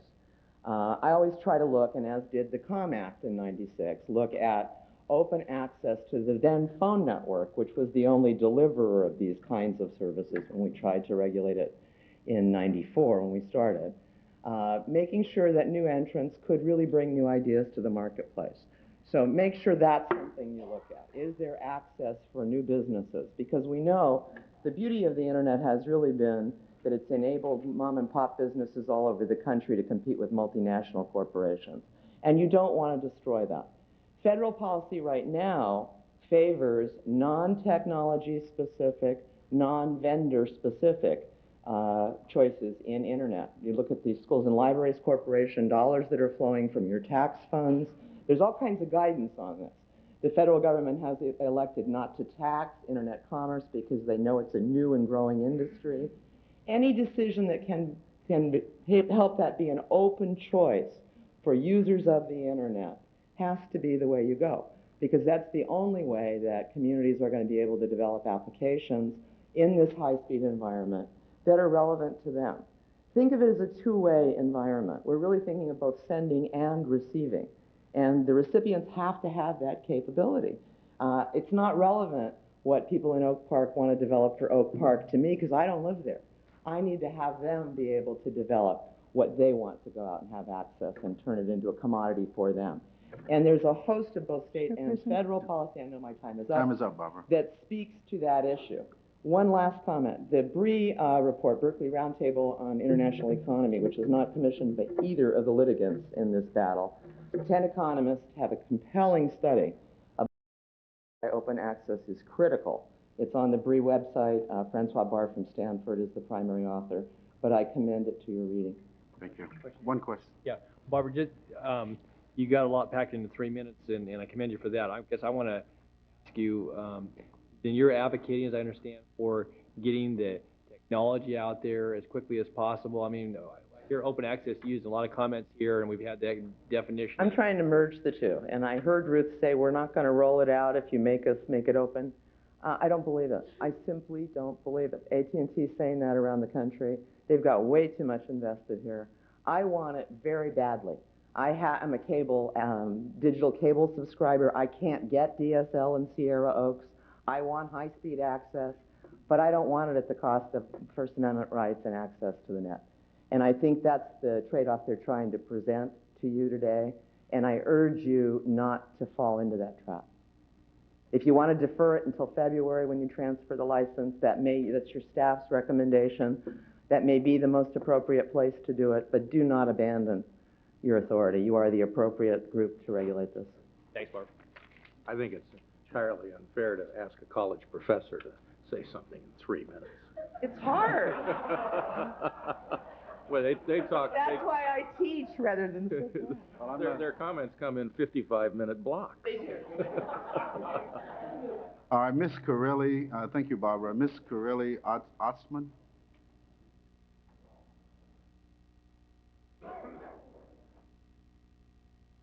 And if comments have been made that you agree, you could simply say that too, so we can speed up time to make a decision today. Hi, my name's Lorelei Osterman, and I'm a consumer out in Elk Grove, South Sacramento. I live between that divide and nowhere land, where we get citizens telephone, no DLS service, and a minimum phone rate of $34 a month instead of that nice, $13 or $14 a month that you have in Sacramento. I can't afford a second line dedicated to the internet, and that's what it would take for me with an elderly mom in the picture and a young child, so I could take work home. Not only could I do a lot more work on DSL, but my kid could play with Star Wars, and boy, she would love to do that in StarWars.com. But the reason I'm here today is because, for me, in my opinion, open access, the issue that we have before us today, closes access to consumers. Not only because I can't get it out, the DSL out in my area, but because of the affordability. We don't have a choice of phone services out where we are. And what I see Comcast doing is bringing competition to the market, something that the consumer needs in the long run. So I would highly hope that you would consider the access of, or the question of competition and how that helps the consumer in the long run. Thank you. Hope Abelos.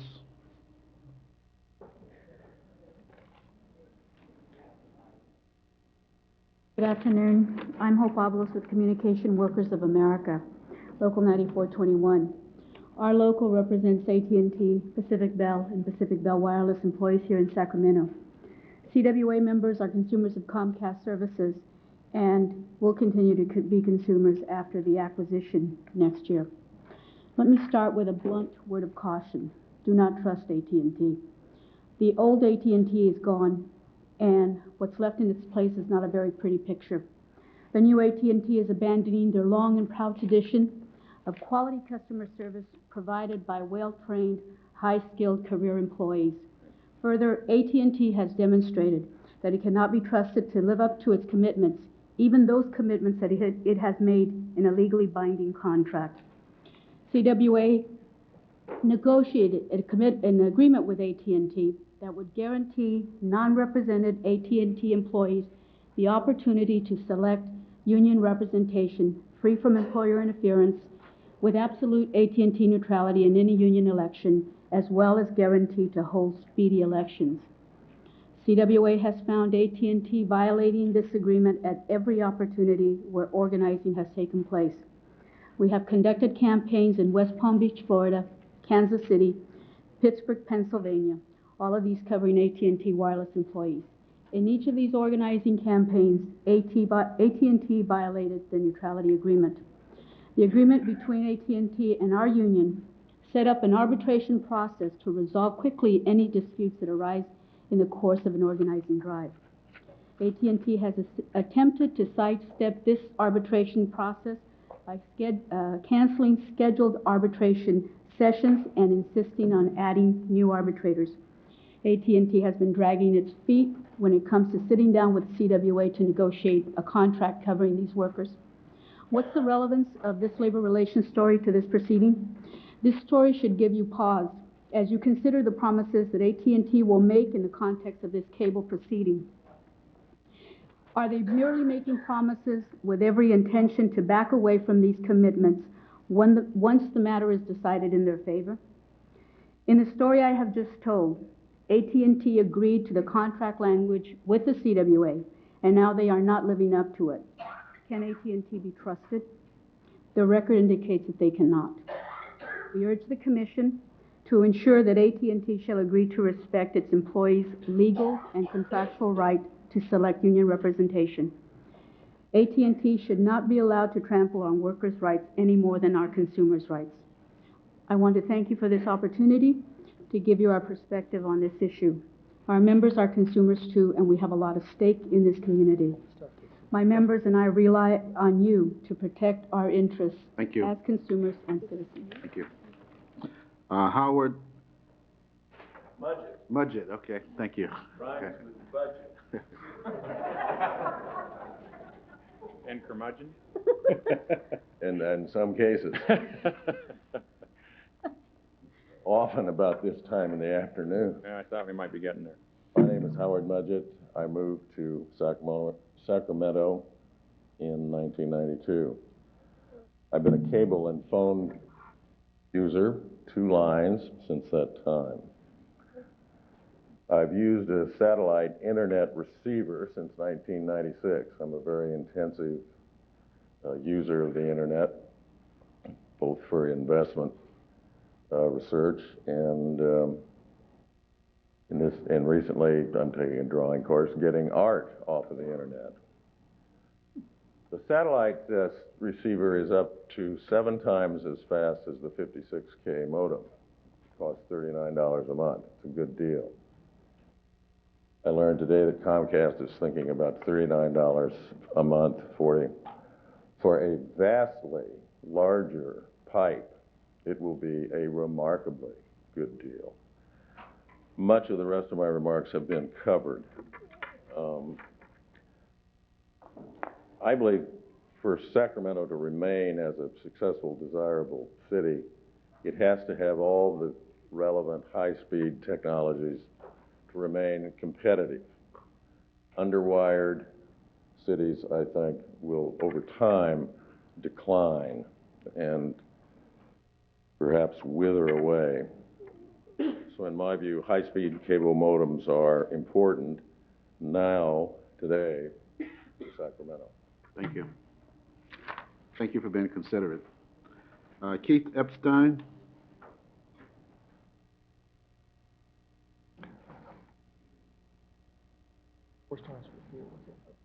Good afternoon, now evening. My name is Keith Epstein. I'm General Counsel for Pacific Bell Internet Services. I'm going to try to be very brief and hope that if you have questions regarding the comparison of open access on the telephone network to the lack of open access on the cable network, we can talk about that. I'm amazed to watch Dennis Mangers, a gentleman I've known for a number of years, stand in front of you and make all the arguments about why open access is such a bad idea on the cable network. Because it was about 8 years ago that Dennis and I stood on the absolute opposite sides on the same issue on open access on the telephone network. All the arguments we make, all the responses they have, and all our counter responses are now reversed. They argued for open access because they felt it fostered competition. They come to you today and say open access destroys competition. They told us that open access would create innovation, and now they come up and say there'll be no innovation. Matter of fact, you won't get cable modems in Sacramento. It amazes me. And what amazes me about it most of all is that we learned an invaluable lesson through open access. Open access was a good business opportunity for us. That's why our networks are open. And as a product of open access, there are 7,500 online service providers, ISPs, in the United States by virtue of open access over the telephone network. A couple of things about definitions. Broadband. Broadband, we can talk about whether it's 200 kilobits per second or 400. The point is there's really only two broadband solutions today. One is over a cable network, one is over a telephone network. Only one of those two networks has open access. That's the telephone network. Not everybody is going to be able to get broadband over the telephone line. That means if you want broadband services from your cable company, you get no choice. You get at home. Let me tell you a little bit of how they price their service. They revenue share. They charge $40 a month for internet access over the cable modem platform. I'm a customer, that's what I pay. They split the revenue. The cable company gets $25, about 65%. The internet company at home gets $15. They separate those revenues. They separate the transport from the internet access. And as a result, they're capable of separating the transport and internet access for other cable competitors, for other internet access competitors. The last thing is about investment. They're making a substantial investment. Not one penny of that investment in the cable plant for internet access, not one penny will be at risk if you require open access. Because through an open access architecture, an ISP will come in and pay for the transport, the $25 that the cable company is making. What is their investment in At Home, AT&T's ownership of At Home. The $15 that was going to go to At Home as the captive exclusive ISP is now going to have to be shared by competitors. And as a result, there will be price competition, which is good for consumers. Thank you very much. Any questions? No, that was good. That was good. There was some discussion earlier about DSL and the deployment of DSL in this region. Can you elaborate on where DSL is currently available in the Sacramento County area? I don't have the maps of which central offices they're located in. Let me tell you a little bit about the characteristic of DSL. Today's technology is limited to a 3-mile service area. Beyond 3 miles from the central office, we're just simply not capable of attaining broadband speeds at this time. So what we're doing is we're going to deploy additional equipment into the network to try to shorten the lengths from the customer's premises to the point at which the traffic is aggregated and then passed off to the internet. That's going to happen over about a 2-year period. It's a substantial investment in California. We believe as a result of that, we'll be able to provide about 95% coverage in the Sacramento area. What would you estimate the current coverage is? I don't have a number. Does anyone have a number for Sacramento? Dave, do you? About 50% coverage. Let me tell you a little bit about that. There might be 50% of the offices that are provisioned, and maybe only 2/3 of the customers in that central office will be eligible for the service because they'll be beyond the 3-mile limit. So we don't have full deployment. We're deploying as we're going. And in that context, we have no objection with the waiver of the universal service obligation. I think it's prudent to let technology roll out as it becomes available. That's not an issue for us. The issue for us is now's the time to do open access. The reason it's time to do open access is because the cost of doing open access during the nascent stage of development is substantially lower than the cost of trying to retrofit a network. So while they're building their network for internet access, and they're building it for voice telephony, and they're building it for premium services and pay-per-view and digital cable, they'll build the open access capability into that network. When they're ready, they can turn it on. The thing about our open access requirement is we're suggesting a non-discrimination approach. They have a captive ISP. They can be the bellwether. So if they have an arrangement with At Home, we'll take it. AOL will take that. Azteca.net will take it. Whatever arrangement they have with their captive ISP, the competing ISP will take the same thing. What's the legal authority for us to do that in the context of the matter that's before us this afternoon? Let me tell you a little bit about the Cable Act and the difference between that and the Telecom Act. Under the Telecom Act, the Federal Communications Commission has jurisdiction. It also has the power to preempt states in certain areas. The Cable Act is sort of written just the reverse. The Cable Act gives the federal government certain enumerated powers and then reserves everything else to the states or to the local subdivisions. You have general policing powers. You have the power to protect the public welfare and to protect consumers. And in that context, if the franchise is in front of you, or if there's a modification to the franchise, you have the power to impose a condition as the appropriate party under the Cable Act to impose those forms of regulations or conditions. The important thing about what you didn't hear from people who came up here and spoke to you and told you what the FCC has said is the reason the FCC hasn't done anything is because it can't. It doesn't have the power. The power is reserved to the local franchise authorities, period. That's what Portland says. That's what the Cable Act says. And that's likely what's going to be held by the Supreme Court. But well, actually, I just want to keep asking this speaker some questions. But the matter before us right now does not deal with the transfer of the franchise or reopening the franchise, right? You have general policing powers when the opportunity to modify, they're asking for you to deviate from their standard terms, the terms of their franchise, if you will. You can condition that deviation from the franchise as a condition of approving the deviation. So what you're doing is you're going to impose open access, a non-discriminatory requirement, as a condition of granting the waiver from the universal service requirement, which is completely within your power. But if they roll out in one fell swoop then and don't do the stage rollout, that would obviate the condition, right? I think there is a legitimate question as to whether or not you have the power to unilaterally impose a condition. In some cities, for example, San Francisco, what San Francisco did is they actually deferred the decision because there was a provision in their franchise agreement that allowed them to unilaterally impose conditions as of either December 1st or December 15th, I can't remember, of this year, where new services became available. You don't have such conditions, I believe, in your franchise agreement, although you can take a good look. I'm not clear that if they delayed and did not ask for a waiver, that you would have the hook in which to impose open access until they came to you with the transfer or the franchise was up for renewal. Now, there's been some language proposed by our staff that would reserve to us the right in the context of a franchise renewal or change to impose open access.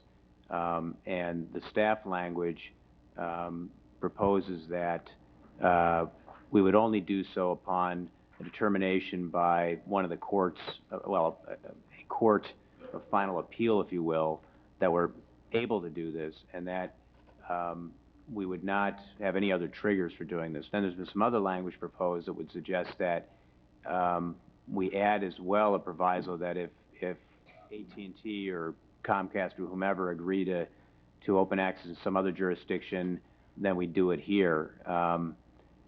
Can you express any views you have on those variants in the language? Sure. Couple of things. One is a lot of cities have looked at that. Similar issue was discussed in St. Louis, in Fresno last week, where the local franchise authority was concerned about getting involved in litigation. And what they did is there were some cities in which they imposed as a condition subsequent. After acquiring open access, the condition subsequent would be no open access until there's a final resolution in order to avoid litigation. Fresno looked at that. St. Louis looked at that. Broward County looked at that. And they decided, no, there was no point to wait. Now is the time to stand on the principle. I think you as a intelligent group of individuals concerned about the welfare of the city and about your constituencies have to address the issue of whether you want to stand on a principle of open access or whether you want to wait in order to avoid litigation. I know that in the case of Fresno and also the case in St. Louis, the mayor of the city of Portland wrote a letter to the board, to the committee, to the city councils, or to the mayors, and said, look, we were really concerned about that. We were concerned about the threats that AT&T made. We were concerned about statements that were made by AT&T representatives in the press about what it was going to cost them in terms of litigation. And now, several months out, a number of cities, including San Francisco, including Sacramento, came to the support of Portland in the litigation. And Portland has not 1 minute of regret of having made that decision. I think that's something you have to wrestle with. To me, the longer you put it off, the more difficult it becomes. The more difficult it becomes, the more AT&T or Comcast or whomever will refuse. The longer they refuse, the more likely it is that consumers won't get choice. It's that simple. Last question.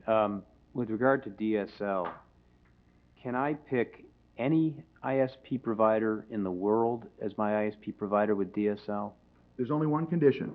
The ISP has to agree to connect to the telephone network.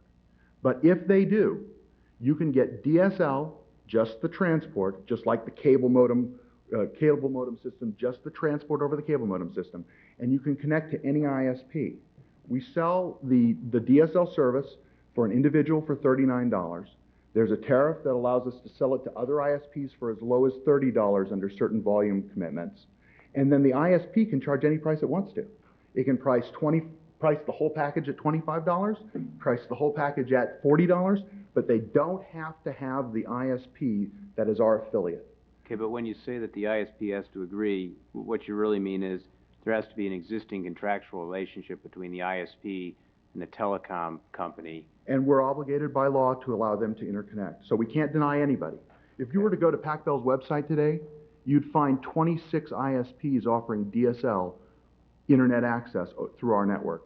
Not one penny of the money that is paid to that ISP will go to Pacific Bell's internet operation. But isn't that qualitatively different than the ability to connect to any ISP in the world through the plain old telephone system? In other words, in the sort of existing plain old telephone system, I can pick any ISP in the world and not have to rely on them to be in an existing contractual obligation with you.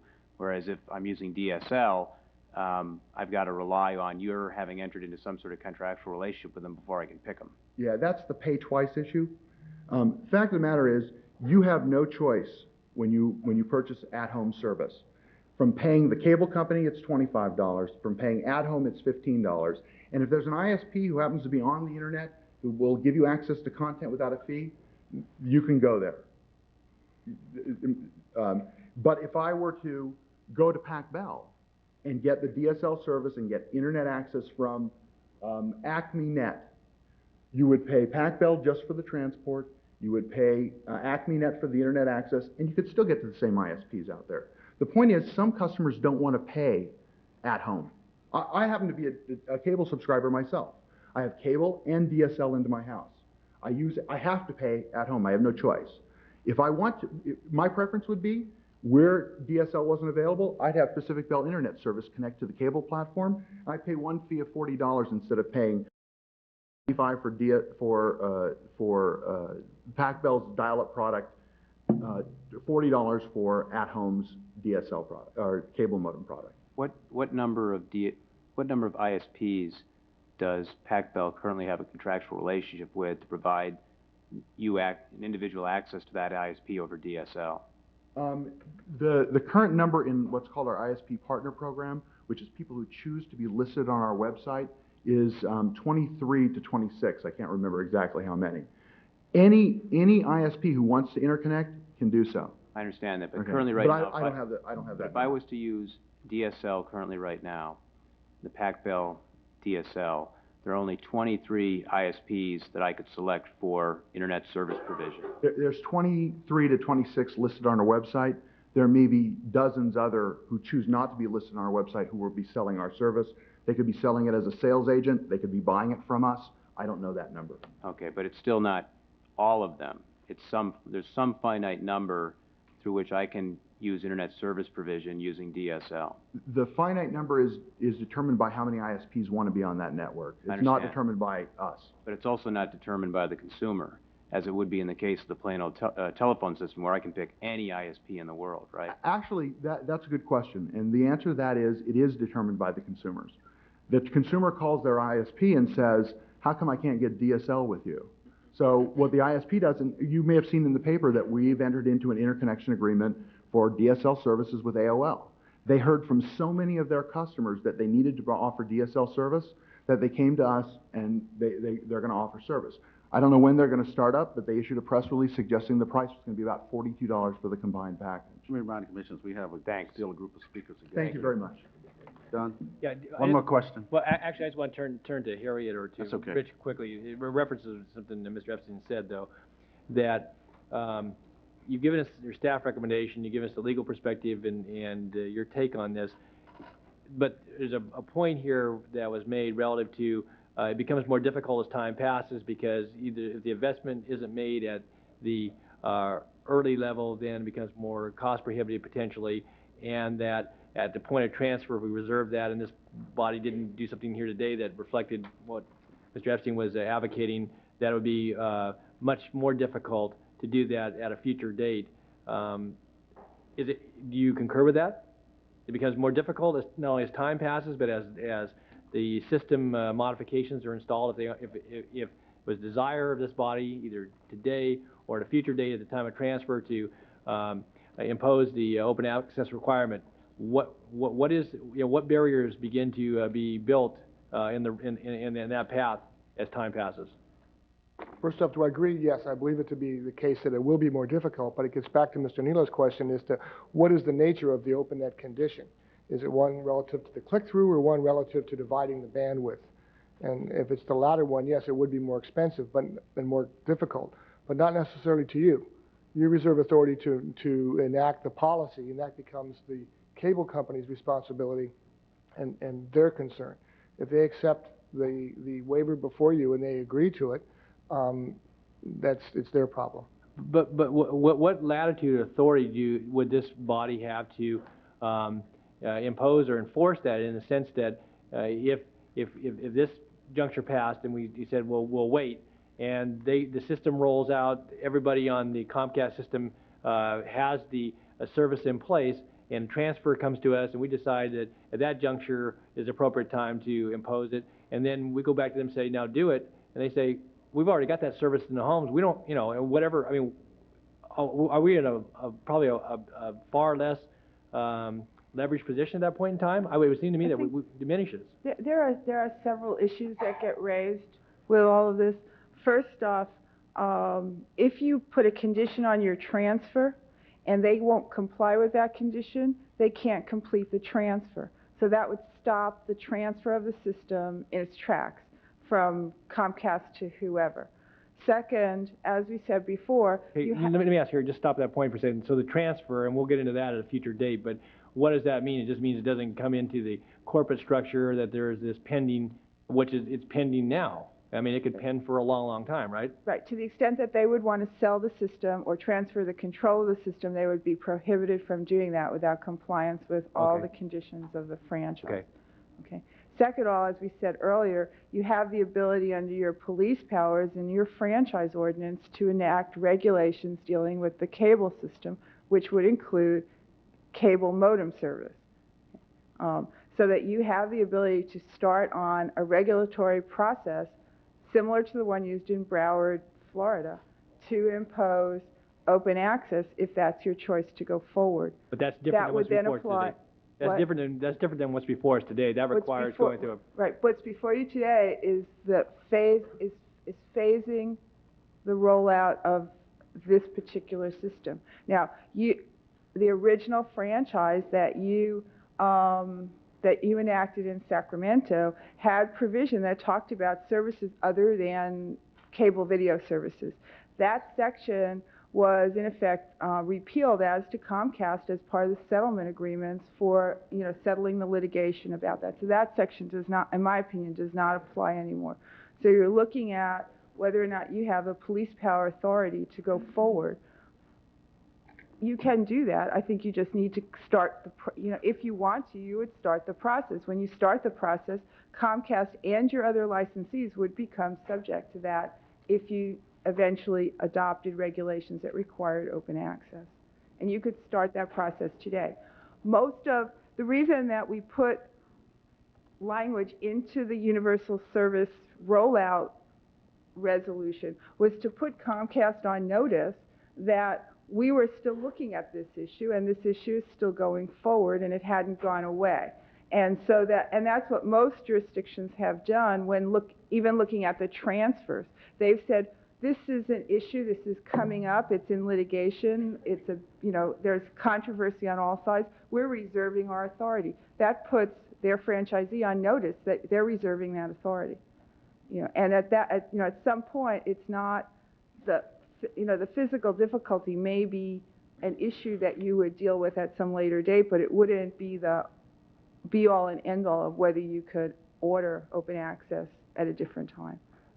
Okay. Patty Wood. What is 50?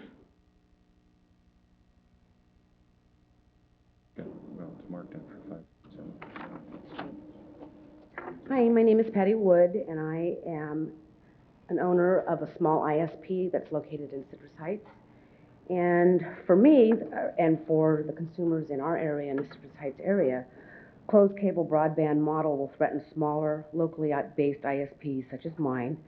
And if AT&T and Comcast closes its cable lines by only allowing one internet service provider at home to offer its internet services. One example would be, I have several clients that we offer web hosting to, but we're not able to allow them our dial-up access because they would have to pay our service, but not only would they have to pay our service, they would also have to, they wouldn't be able to access our service through their cable modem unless the cable company allows us, and the cable company isn't going to allow us to do that. Currently, there is vigorous competition between ISPs in Sacramento County, and this keeps prices low and leads to innovations in the quality and types of services. This clearly states to me that the local regulators have a compelling interest in providing to its consumers high-speed internet access via cable TV from several providers, not just from the firm that owns the cable. It is up to the local government to protect competition and consumer choice, period. So I rely on all of you to make the decisions that protect, not harm my business or my ability to compete in this market. Thank you. Question of this, Mr. Chair. Sorry. Do you currently provide your service over the DSL line? No, we do not provide service over DSL. We are currently just over the telephone lines, modems. Why not? Because DSL is not available to us in the areas that we want some of our customers to have in the Citrus Heights area. They're not close enough to the systems, and since we service primarily, actually the areas that we provide DSL are Texas, the Houston area, Los Angeles, and San Francisco, but we don't currently offer it here in Sacramento. Thank you. Thank you. Bill Shalek.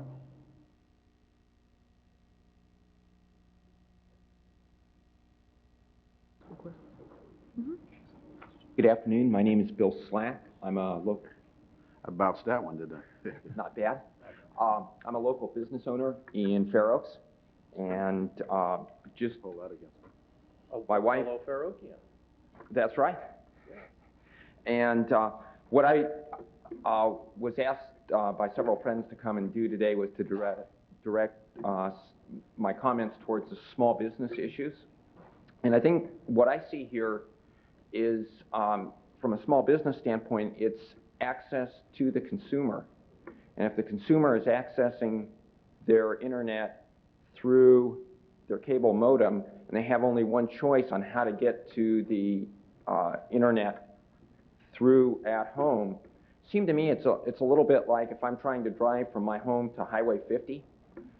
It's about 3 miles, and there's a special path that I have to take to get there. And all the businesses along the way have a little bit of an extra advantage in my consumer dollars because it's a lot more convenient to stop there. And likewise, if the businesses that are advertising it at home exclusive to the consumers on their way to the internet, it seems like they have a little bit of an advantage in reaching those consumers. From the small and local business standpoint, it seems to me that the more choices that we provide are good not only for the consumers, but they're good for the local businesses in being able to access those consumers and provide goods and services on a broader basis. I'd like to thank you very much. Are there any questions? Thank you. Thanks. Howard Owens.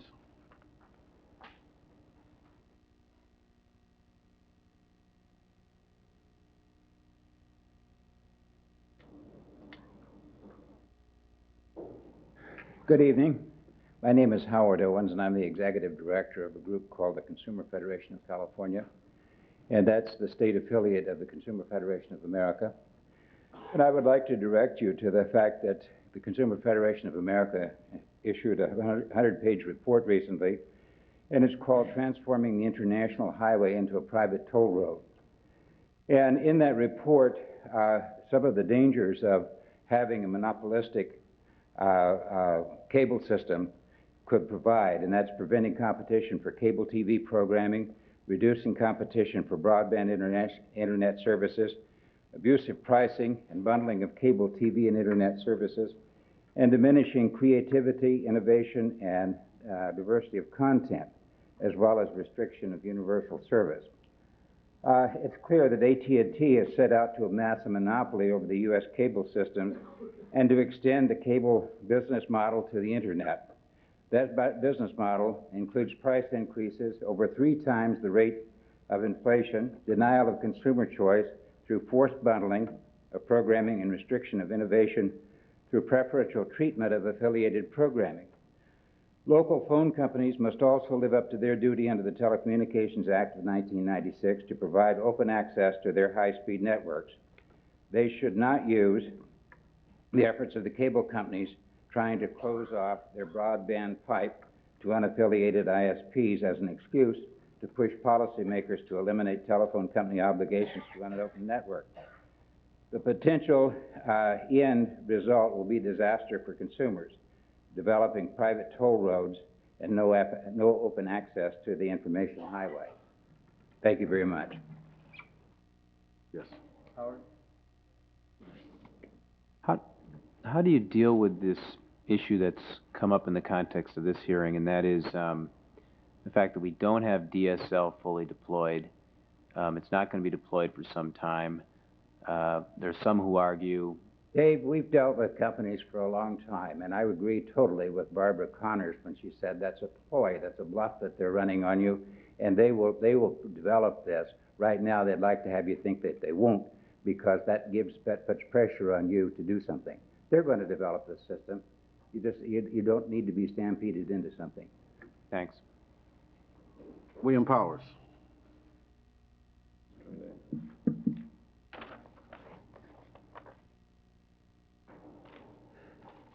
Good afternoon. My name is Bill Powers, and I am a legislative director for the Congress of California Seniors. We're a statewide affiliate of the National Council of National Council of Senior Citizens. The internet is not just for kids anymore. Much of the Internet's growth has come in the senior portion of our community, where it is used for everything from corresponding with out-of-town families to shopping at home, getting medical information, financial information, and political information. Many seniors take advantage of e-commerce shopping from home for gifts and even groceries. Many others use it as a miraculous method of communicating instantly with children and grandchildren in far-off cities. We have a website which provides important contact with our members. We get something like 5,000 hits a week, and it is a way for us to communicate effectively. In short, all of California, like all of California, the senior community has found that the Internet is an important and an indispensable daily living item, just as telephones have been in the past. We believe that the reason that it has become effective as a tool is because of competition among all of the parties that have been involved. And today, we believe that competition is threatened. Cable access is emerging as the best way for consumers to connect to the Internet at high speeds, but apparently the cable industry in many instances has not learned that. We prefer that you condition any opportunity for Comcast and/or AT&T to roll out its product with an open access proposition, because our concern is that anything else will mean that people will end up paying twice. They cannot afford it. I think an earlier testifier indicated that people, or a questioner indicated that people in low-income communities are not going to get the benefits of competition, and we would strongly associate ourselves with the Consumer Federation of California and those that are in favor of open access. Thank you very much. Thank you, William. John Kehoe. Mr. Chairman, I'm John Kehoe, and I'm the chairman of the Open Access Alliance for Northern and Central California. Our alliance has been formed by a whole coalition of labor, of students, of seniors, all across the spectrum of what could be called the consumer community. Your staff person said this is a debate between two mega corporations. It's not. It's a debate between one mega corporation and the consumers. I'm reminded of the Western movies I've enjoyed many years ago, when you could always tell the good guys from the bad guys. And you could tell the good guys by the color of their hats. In this room earlier today, I saw a lot of black hats. And I didn't think at this stage of my life I would be facing black hats from the standpoint of services to the consumers is what we have now. The black hat in this instance is AT&T. We're like Sally Rand, used to be a dancer way back when, and she used a bubble to hide her attractiveness. We're now beginning to see the bubble come to light with respect to the black hat, namely AT&T. You heard a comment made that this Excite home could not be subtracted from your basic rate. Good Lord, why not? If you're a senior on a very limited income, you can't possibly make it by paying $39.50 for something you can't use and then paying $15 for something you can use and desperately need. Now, we can't walk out of here today with your hands tied by restrictive language like you've been asked in your staff report. If you vote for this language, you will give away your ability to engage in this vital issue at a time when franchise transfer with AT&T is at hand. You have the opportunity today to approve a resolution that will protect your interests and those of Sacramento residents. We are just at the threshold of the Internet. The Internet service providers, 600 strong in California, have exploded us, all of us as consumers, into the use of that World Wide Web. We cannot see that restricted, and that's why open access is very important. If today you're unable to secure open access for your constituents, I implore you to protect your ability to do so in the future, and I urge you not to approve a resolution that basically benefits the black hat, AT&T.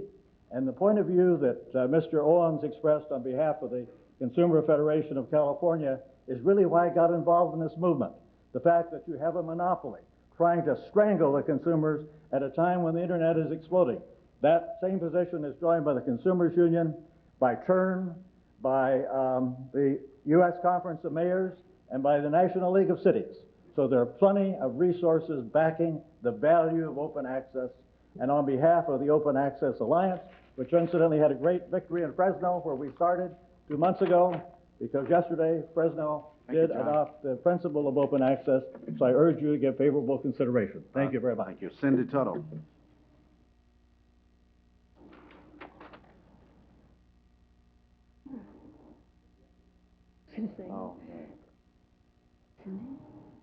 My name's Tom Ramirez.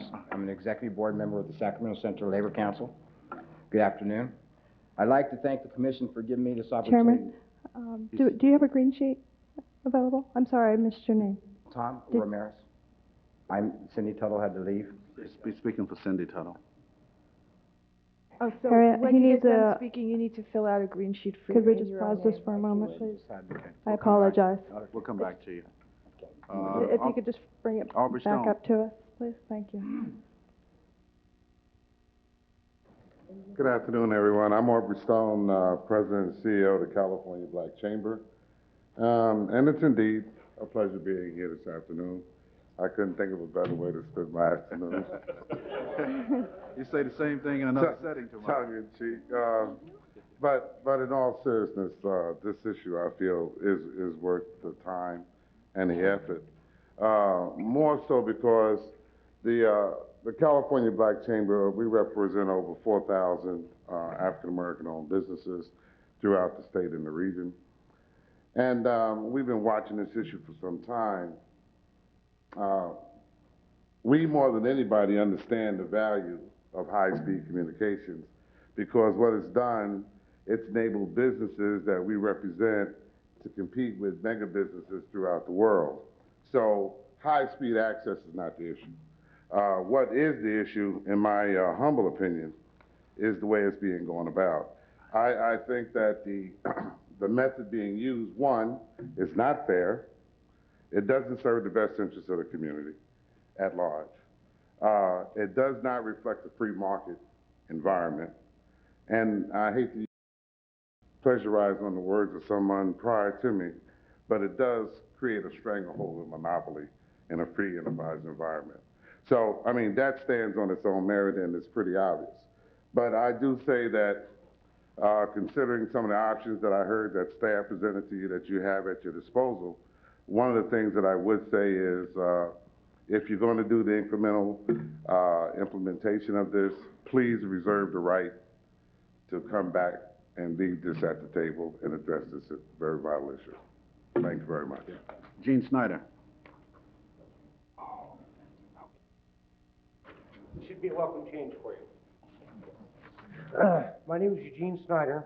I'm the president of Central Valley Telephone and Telegraph Company. We are one of approximately 7,000 ISPs, 75% of which employ fewer than 20 people. We ourselves employ about 4. All of these companies are affected by the broadband issue. I'm here to share with you my recent experience with the business practices of Media One and AT&T Media Services. On October 25th, last month, I signed a check with Media One in Stockton to advertise my ISP services on their cable channel. On November 2nd, I was contacted by my advertising rep and informed that Media One would not accept advertising for companies which competed with their broadband cable access. Well, needless to say, conversation got quite heated. I threatened to sue him. My rep said he would check with his manager and call me back. He did, in fact, call back and inform me that the policy was as stated and that I could have my attorney or whoever I wanted to contact their VP of marketing.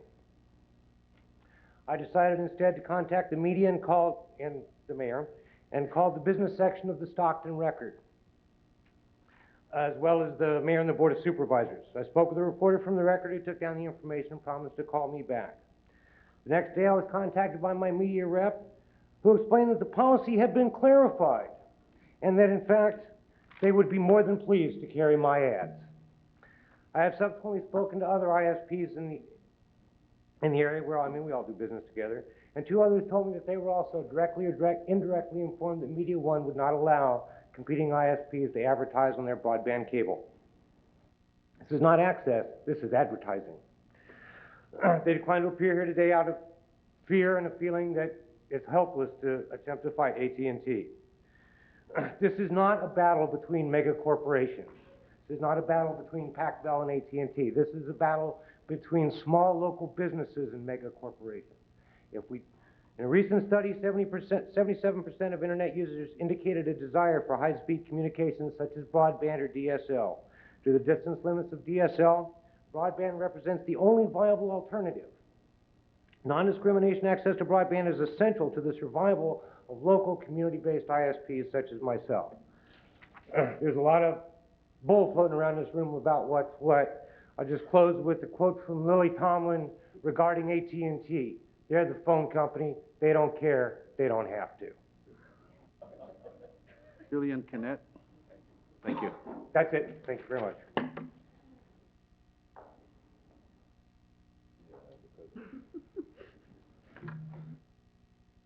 Hello, I'm Julian Canetti. I'm Associate Publisher, Editor-in-Chief at Latino Journal Magazine, we're a Hispanic magazine that covers public policy and government from a Latino perspective. We circulate to a readership of over 80,000 in the states of California, Texas, Arizona, and Nevada. In this process, we actively track, get involved, and report on issues affecting the Latino community. I'm here today representing the Journal because we are very concerned about the issue of open access. One that will potentially harm the Hispanic community as well as other ethnic communities. A couple basic things. First of all, we all know basic business sense would tells each of us that a monopoly is never a good idea, and that's been proven. All customers benefit from competition. That's basic business and has been the basic business philosophy of this country. We have shown that open access will promote consumer choice, competition, and create market-driven innovation. Secondly, as you all know, the Hispanic community is growing by leaps and bounds. In fact, our data at the Journal shows that Hispanics will be the majority by 2010. Now, a high percentage of our community still utilizes Spanish as their first language, and because many ISPs, such as Azteca.net, will not be available through what Comcast is offering, we are going to have a whole community that's going to be left out, not being able to enjoy the internet in a language that they're comfortable with. What the cable industry is looking at doing is dictating to the Latino community, as well as other ethnic communities, what they can use and what they cannot use. And if we do not take the time to jump through all the hoops and go through all the processes to use Azteca.net, we're going to have to pay a minimum of $15 a month or more just to get to an internet service provider in their own language. This basically comes down to discrimination against the Hispanic community and other ethnic communities. We are being faced with undue hardship, which will basically become known, at least in the Hispanic community, as a Spanish language surtax for using the internet. The Latino community wants open access, and our citizens, all of our citizens and all of our communities deserve open access and the freedom of choice. Thank you. Thank you. Ron Cooper, 2, 3, and 4.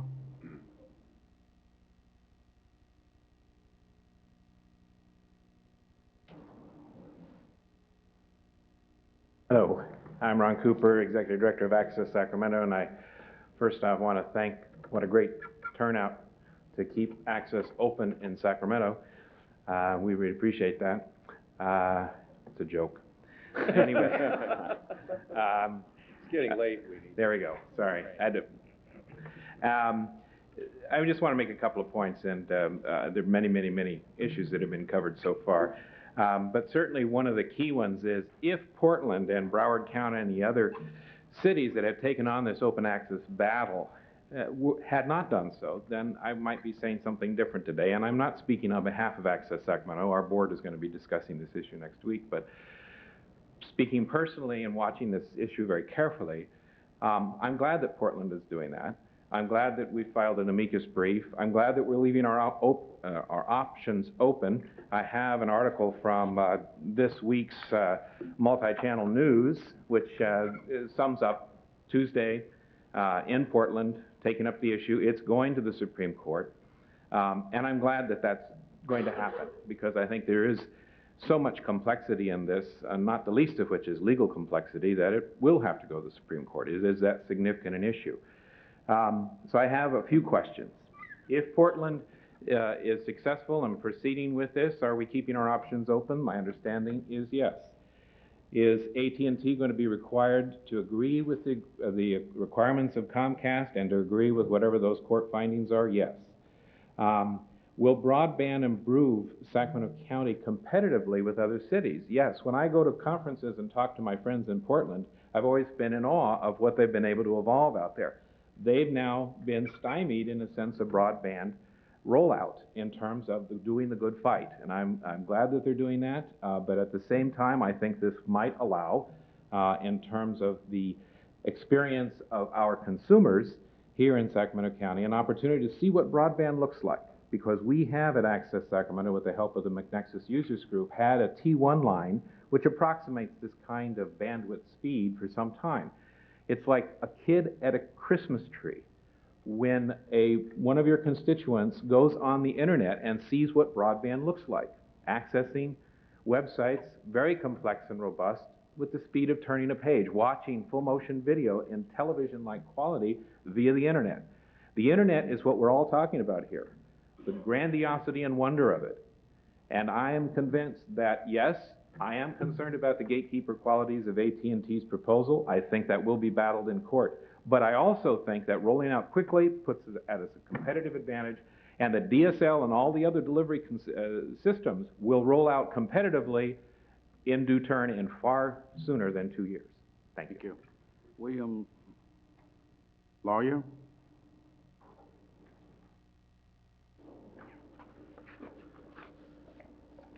William Lawver. Thank you, Mr. Chairman. Well, I'm William Lawver. I'm the CEO and president of QuickNet Internet Services. We're the oldest locally owned, remaining locally owned ISP in the Sacramento region, and one of the largest at this point. The internet boom has been created in an intensely competitive entrepreneurial environment. In 1994, when I signed up with Netcom, the only way to get to the internet at that time, I experienced their service for 2 months and decided after that point there's got to be a better way to do this, and started my company. The ability to compete was based on the openness of the telephone environment and the ability for me to buy telephone lines and T1 lines to service customers. The competitive environment has continued and allowed thousands and thousands of companies like my own to form and service customers. I believe that the small ISPs really have created the internet. In 1994, there really wasn't much activity from large companies to provide the kind of hard work that it took to get customers signed up and to evolve the technology to the point it's at now, where it is indeed easier to connect to the internet. It's created and allowed this whole environment to take place. Granted, it was built on government funds and a government infrastructure, but really the explosion that's been experienced has been due to the openness of the system and the ability of thousands and thousands of people to work very hard, long hours, to get small businesses and individuals connected, both old and young, of all races and creeds. QuickNet has been able to take advantage of technologies as it rolled along over the last 5 years. We've been leaders in dial-up. We were leaders in 56K. We were leaders in ISDN. We were leaders in DSL. We were the first local ISP to tie into Pacific Bell's DSL. We do provide DSL access. We have worked with wireless. We work with all the technologies. We provide a local face to people who need to use technology in an effective way. Many of our users, thousands and thousands, we've signed up tens of thousands over the years, have chosen a local company where they can come down and talk to us and really get the extra help and the extra care that we provide. They've had that choice. It'll be a shame to see that choice disappear, just as broadband, the really high capacity that the internet is really going to take advantage of and really be able to prosper in, comes on board and becomes a reality. Only 50% of the areas are currently covered by DSL. We run into this all the time. So there's literally 50% of the population that currently does not have broadband. And it is a shame that AT&T has taken this controversial or this very hardcore approach to the situation, because I believe, having rolled out technologies, that it is technologically feasible for them to allow us to share equipment, and provide access to the local cable system. Thank you very much. Question. Where DSL is offered, what effectively are consumers paying for the line service as well as the ISP charges? What's the range of total cost on that? The range goes anywhere from $50, $49.95, up to $300 or $400. We have a mixed base of customers, about half consumers, half business. But let's talk about the consumer. The consumers, it's $50 a month. $50, so about $10 more than the Comcast basic charge. That's correct. Thank you. Thank you. Ida Sidnor?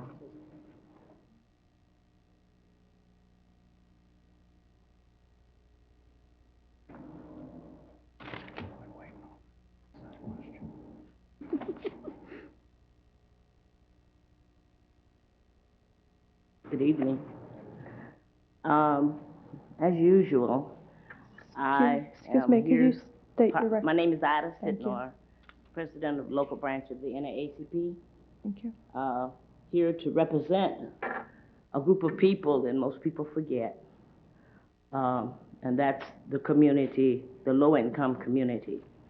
I was feeling excited because I just entered a new program called The Villages, and we had just met with a new African-American company that will be our internet service provider, and we're developing a plan to get a computer in every child's home, and they're going to be a part of a website and dealing with trying to protect the children. And I hear that again. I'm looking at this rollout, and I'm sure Oak Park will be the last place that we would talk about rolling out to, Meadowview, and those areas. And we want to talk about, make sure that we keep open access so that these small businesses that are coming aboard can finally reap the benefit of having the right to develop small businesses. But I think that everything is normally about finance. And again, there's a group of people that's going to be shut out unless we can talk about open access. We urge you to consider all of us as you make your plans. We are all residents of Sacramento. Thank you. Thank you, Ida. Just, Mr. Chairman, so question? Ida? Just not a question, just this rollout timetable calls for Oak Park to be in the first To category. be in the first? Yeah. Good. Could we get some computers? And some other, so you guys think about donating some computers that can be used on the internet for the NAACP. But please, don't close the process so that everyone cannot be a beneficiary. Thank you. Thank you. Tom Ramirez? Oh, I'm sorry. Before he speaks, I was just going to ask staff, could you respond to the process of the rollout? Do these, what do they call them, hub boundaries mean something behind us? Is there something in our staff report which identifies for us as the board what the time frame is? Yes, attached to the staff report is a rollout plan. I believe it goes in numeric order according to numbers on the hubs behind you. This is the rollout sequence that has been used before. The hubs are system boundaries. They don't tie to neighborhood or geopolitical boundaries. The sequencing is the one that, as I mentioned, has been used several times before. I did not go back in and redo the census tract analysis that we did 15 years ago, primarily because county staff said it wouldn't give you any data any better than what we've got right now. So I pretty much have to give this to you and defer it to your analysis and your review. The sense I have is I can find no intentional bias or skewing in this. So this order goes from 1 to whatever, 1 to 8. 10 or 8? Yeah, 0 through. It starts at 0, actually. Starts at 0. Hub 0 is the downtown hub. Okay. And then, and the time frame again is? It's in your staff report, but it's not later than December of 2000. So it's about 18 months, I think is what, I think it's a about little less than that? 14 months now. We've lost a couple, and there have been some reference today of maybe it going faster. Great. Just wanted to confirm that. Thanks. Okay, thank you. Tom? Hi, Tom Ramirez. And let me just make one comment. We're not accepting any more speakers. I think we've heard enough on the issue. So if you haven't spoken, then everybody had an opportunity. Thank you. My name is Tom Ramirez. I'm Executive Board Member for the Sacramento Central Labor Council. Our organization represents over 78,000 working men and women in the county of Sacramento. I'm here today on behalf of the Executive Board and the working families we represent in full support of open access. Open access is a consumer issue because it directly impacts the pocketbooks of all consumers, including working families.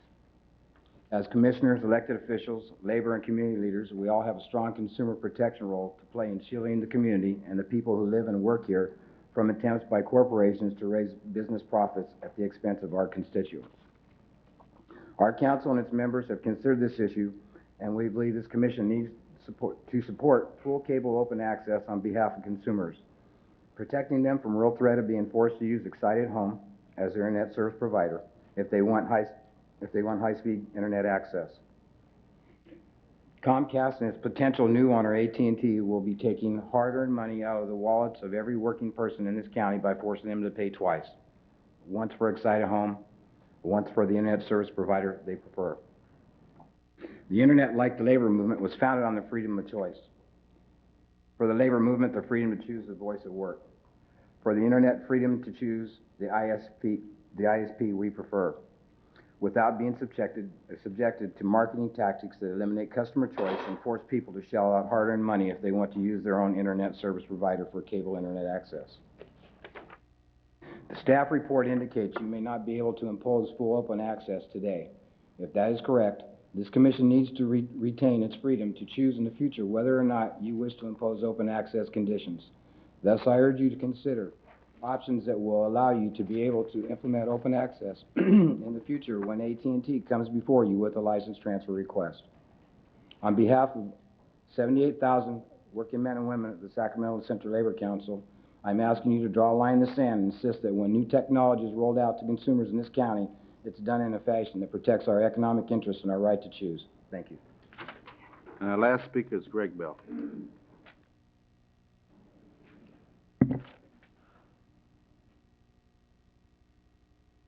Thank you for the last minute request. My name is Greg Bell. I am General Manager of Comcast Online as of 2 weeks ago, and talk about jumping out of the frying pan into the fire. I feel I'm right there right now. Very simply, I want to clarify a couple issues. Number one, it is about competition. We are prepared to compete in this marketplace very soon, very shortly, with your permission. PacBell has suggested that roughly 50% minus they can cover with their high-speed DSL service. And within 2 years, they will build out much of the plant in Sacramento. We are prepared to compete in the short term, and by September of next year, 100% of that area in Sacramento and service it all with high-speed access. Allow us that flexibility to compete in this marketplace, and in the short term, let the marketplace figure out how best to serve the consumer. Technology has an amazing way of proving us all wrong, and what may happen a year or 2 years from now in the marketplace may surprise us all. So let the marketplace move forward, and we look forward to competing in Sacramento. Thank you. Thank you. That concludes our comment period. I would take 1 minute from each commissioner. You're going to time us? It's already unfair to time a college professor, but now you're going to time a bunch of politicians? Well, that was my intent, Roger. We'd like to start maybe down on the end with Heather. You turn I guess I don't have any earth-shattering comments to add at this point. Oh, we'll all take your minute. I'll take her minute. Bide at my 60 seconds. Do with it what you will. Unlimited time to Roger Nilo.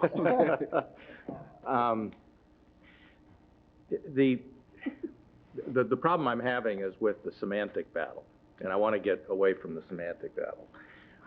What we're really talking about is the development of technology and encouraging the development of technology and offering consumer choice, maximum consumer choice as possible, and keeping an eye toward costs. And it would seem to me to welcome at this point, through our action tonight, a lawsuit, which I understand what people have said that and whether the threats are real, who knows. But based upon actions in other areas, if we were to insist on open access now, I do think that we'd be welcoming a lawsuit. And pursuing open access at a transfer of the franchise is going to be answered eventually in the Portland case. So encouraging the technology would seem to argue toward going ahead at this point and reserving our rights for the so-called open access at time of transfer. Now, on the issue of open access, consumer choice, and cost, if ISPs have the ability to offer their service over the cable at a price incremental above the $40 that we're talking about charging, I don't see where we have a substantially different cost at the consumer level for the equivalent service provisions. On the DSL service, they will wholesale it in one particular example to AOL.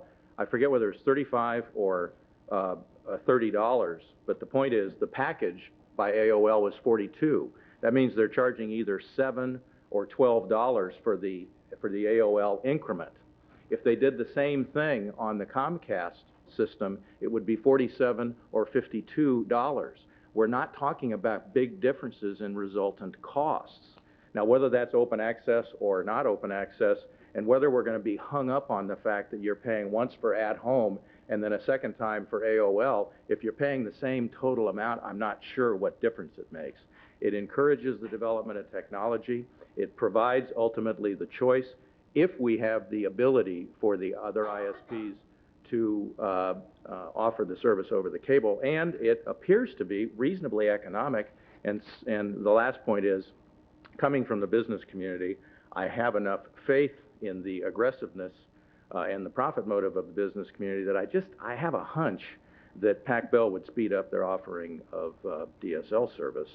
So I probably took more than a minute. I apologize, but thanks, Heather. I guess the rest of my time's gone. Sorry. Good sound. Thanks. I want to thank all the members of the audience who came out tonight to testify. Very compelling arguments on both sides. I guess I'm persuaded that this is not really the appropriate moment in time for us to try to regulate in this area based on the testimony as well as our own staff and our legal counsel's advice. As to the merits of the issue, the question of open or forced access, I came to this hearing with a real predisposition towards open access, and I think upon further reflection, part of the question of what is the right policy response really revolves around how you think of the market and how you think of competition and consumer choice. If the issue is just choice in the context of what comes across that cable line, then yes, there's a very compelling argument that without open access, consumers are being deprived of choice. They're being forced, if you will, to use one ISP, and maybe they're paying a little premium for that. But if you think of the market and the question of consumer choice and competition more broadly as that which exists between the cable pipeline, DSL, and some of the other technologies we talked about, you may come up with a slightly different answer. Because if competition is thought of in that context and choice is thought of in that context, then the question really revolves around what's the appropriate policy response from this commission to ensure that we have a competitive market such that we have a variety of these types of technologies deployed. And right now we don't have universal access in this county to high-speed internet. We don't have broad bandwidth universally available in this county. And I think that were we to permit Comcast to go forward, that would engender additional competition in this broader market as defined and lead to other market entrants or existing market players, such as PacBell and others, to deploy their service, so that you would end up then with greater consumer choice and availability of high-speed internet access. But I also think we have an opportunity here to kind of do both through the proposal that we reserve our authority and enable ourselves to look at this later in the context of the franchise transfer, and perhaps a little more time and a little bit more experience will be even better able to answer the question. There's some language I know that's been proposed by staff on the question of reserving our authority to regulate in the area of open access when the franchise comes before us. And I guess at the appropriate moment, I'd like to propose some modifications to that language, which would, in addition to what staff has proposed, also provide that should Comcast or AT&T agree in some other jurisdiction to provide open access, that would provide us the opportunity to have them do that here. And in addition, I think I would like to add to staff's language some additional language that says that this issue will be brought back to us at the time that we consider the change in franchise, so that we'd actually be giving a direction and that we're going to reconsider this issue at what I think is probably the more appropriate time, both legally and from a policy perspective. Thanks, Mr. Chairman. Thank you. Is there any time left? Yes. No. I thought we just ran out. Bill, it's your time. Just a couple quick comments. I know one of the things that's been brought up over and over again, if Comcast starts a system, everybody's going to shut down, people are going to be blocked out. But I'm here to tell you, I use the internet every day, and I'm not going to pay $40 a month to Comcast. I think it's ridiculous. I'm going to be using my same ISP, and I'm going to be doing the same thing I do every day. And in 2 or 3 years, when Pac-Bell gets their DSL lines out and the competition comes down, and this high-speed service gets down to about $10 a month, I'll get online with it. I'm still at 28K baud modem. I refuse to pay the high price. It's one of those things. So I don't think we're going to phase anybody out because of this. I think that there's a market for it. They're going to get into it. And when the competition comes around, the prices are going to drop. I remember what I was paying for internet service 10 years. I remember when I got on Prodigy in 1988. I remember what a 2400 baud modem cost, $200. You know, and I went to a 14,000 baud. I kept moving up, $200 a pop. When I got to 2800, I said, 20,000. I said, that's it. I'm not paying that price anymore. And today I went out and bought a 56K finally, because I've been reading about all this fast information process. So now, but that's as high as I'm going for a few years. But I think staff did a good report. I like the resolution. I think if we want to strengthen a little bit with the language to ensure that we can come back to this at a later date, I support it all the way. Mr. Unlimited Dickinson? Hey, unlimited time. Wait a minute. I in several respects, agree with the remarks Mr. Jones made. I think that what's interesting about this is a fascinating subject, which obviously we can and have discussed for hours, and could go on in the same vein. But I think from our standpoint, at least from my standpoint, sitting as a commissioner, this isn't about deciding whether Pacific Bell and Southwestern Bell are right, or whether Comcast and AT&T are right. This is about trying to divine what the consumer's interest is. And I've had some experience with that over the years, and found that it's not always easy to tell, especially in the constantly changing world of telecommunications, what exactly is the consumer interest. There's a point that Barbara O'Connor made, which I do subscribe to, which is I think this capability is deployed irrespective of what we do here. Speaking from markets, there's a market out there.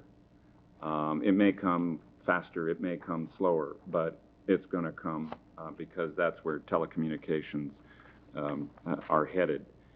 And so I'm not deterred in terms of thinking about open access on the basis that somehow it won't happen here. That may be a short-term strategy employed in some other places, could be employed here. as well, but it strikes me as something that ultimately, from the provider's standpoint, is cutting off their corporate nose to spite their corporate profits. That said, I agree that it's difficult under this set of circumstances to take on this issue at this point. And it seems to me that it's obviously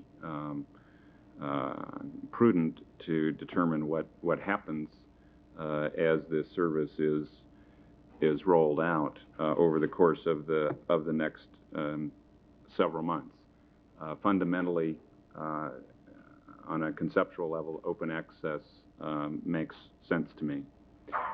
And given those items to reconcile all those, I think we ought to approve the universal service request, the waiver, excuse me. We ought to reserve the right to revisit this issue independently, assuming we have the jurisdiction and authority to do so. We ought to adopt the staff proposed resolution insofar as it says that franchisee shall be bound by any decision of a court of competent and final jurisdiction with respect to the open access issue. We ought to ensure that we get at least what any other jurisdiction gets, and we ought to reserve to ourselves the right to review it at the time of transfer. Although we're all assuming a transfer, but you know, strange things happen in the business world, and we may never see that transfer. So I wouldn't want to hang our hat completely on that in terms of the ability to revisit this issue. Attorney, I can do this faster.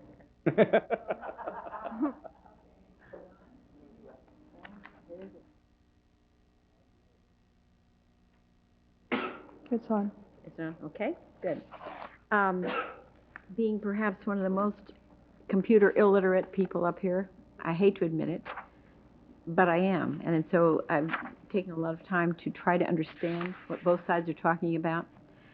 And so what occurred to me is that there is a battle of semantics, much as Mr. Nilo said, because every side today, every speaker is talking about open access. It doesn't matter whose side. It says we all believe in open access, and that's my bias, much as Mr. Jones said when I came in. Open access is absolutely where we ought to be. Insofar as this staff recommendation today, offering a waiver, holds with it the right open access, as it says in number C, and I think Roger's point was well taken, but at the same time, reminding you all, it says, at such time as the Commission considers the approval of any transfer, change of control, or renewal of the franchise, the Commission shall consider requiring open, non-discriminatory access to the franchisee's broadband internet access transport service as a condition of approving the transfer, change of control, or renewal of the franchise. That's all we have to go on today, and that's all I can go on. So with the feeling that for everyone here, open access is imperative, as is competition, I would favor the waiver today with the other possibilities as stated in our rewritten point of view that you've handed out today. Rob Kirk. Thanks. As is typically the case when coming toward the end of the speakers in front of this august body, there's very little left to say, except to say that it's been a very interesting introduction to the subject, and I'll look forward to it when we consider the transfer in much greater detail. Thanks. John? Yeah, I'll be brief as well. I just, I too appreciate the folks that have stayed with us all afternoon, and certainly the input we've gotten today, but that part of it that I think most of us have received voluminous emails as well as written communications and binders in some cases from folks relative to respective positions on this. I think Ms. Johnson said it, as did others, that there's been a very liberal use of the open access argument here, and I haven't heard too many people argue against it. It's just the approach that they've taken, And I guess the one point that still sticks with me, and I appreciate the work that our staff has done, council's advice, as well as the various points of view, is maybe some language comes out of this deliberation here this afternoon, and concerned about maintaining the ability, not just under language, but the legal ability to reserve this authority. And that's why I pressed the point earlier this afternoon about as the system begins to be modified, if this waiver is approved here today, and I appreciate Comcast's business approach to this and the way they want to roll this out. On the other hand, I think if experience is any lesson and history is any guide to go by, that once that investment's been made and that a service is in place to over 200,000 customer homes in the Sacramento community, that even at a point of transfer, that unless there's language here today that gives me the confidence to go forward, I'm very concerned that you may say we reserve the authority, and that's one thing to say that, but that if we don't immediately address this now and take it head on, that I think that if we choose to take it head on at a point, whether it's in February or whatever point the transfer issue becomes before us, unless we initiate an action as Harry has talked about, which is a whole other course in and of itself, that I have some skepticism about our ability, both as a commission and certainly from the standpoint of taking this on at the point of transfer,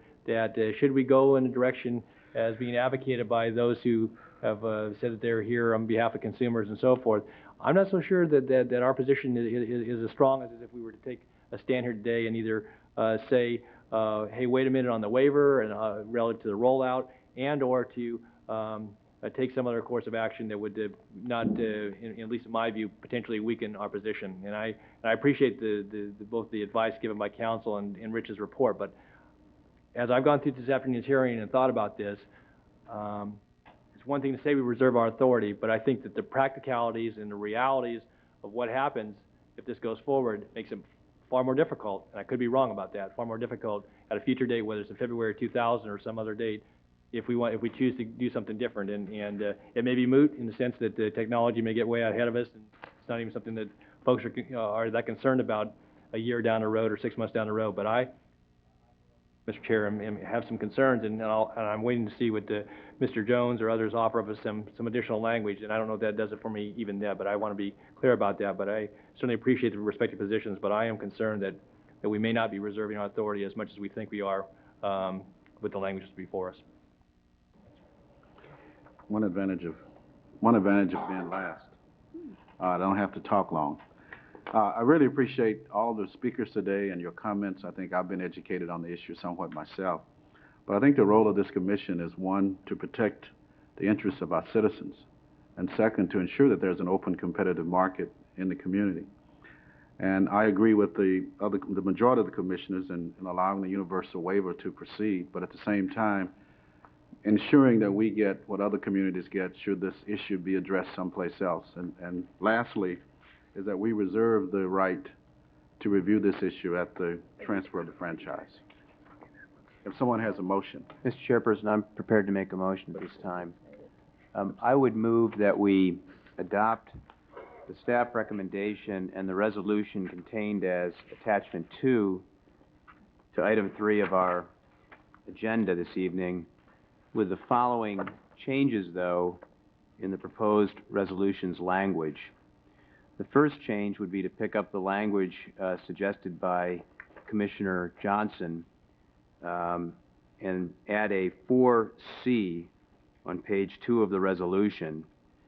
And that additional language would read, at such time as the Commission considers the approval of any transfer, change of control, or renewal of the franchise, the Commission shall consider requiring open, non-discriminatory access to the franchisee's broadband internet access transport services as a condition of approving the transfer, change of control, or renewal of the franchise.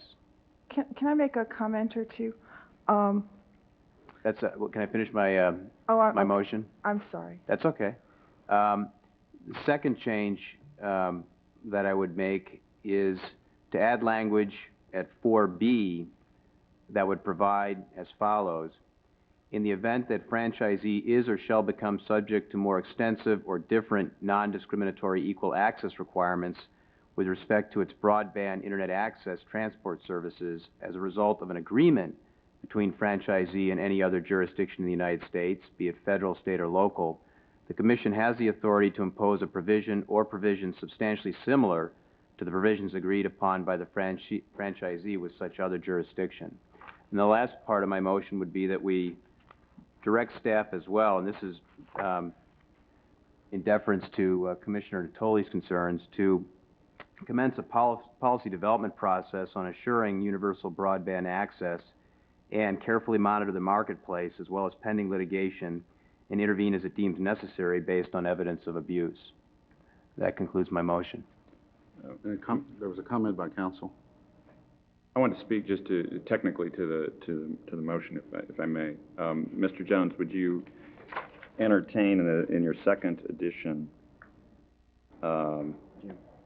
Second. The Commission has the authority, if you can find where I'm reading, the Commission has the authority to impose a provision or provisions at least substantially similar to the provisions agreed upon, so that what happens in other jurisdictions becomes a floor. At least imposed? I'd accept that amendment if my second would as well. Is that acceptable to the second? Sure. That's a good suggestion. Okay. And then the other question I wondered was whether you wanted to consider doing anything with the language in the staff proposed resolution about the franchisee promptly notifying the Commission and then scheduling a hearing. I guess my view on that is I don't see that as a burdensome thing as the proponents of this language did, and I think in fact if you take that out and you read Section B without that, it's not clear what the process is that triggers our consideration of the issue. So I think I almost prefer to keep that in as a mechanism to ensure that we'll then consider it should a court of competent jurisdiction make a decision or should the franchisee enter into an agreement voluntarily in some other jurisdiction. The only problem that I see is that this language, if you leave it in, suggests that the franchisee has to request a hearing, that if there's no such request, there's no such hearing.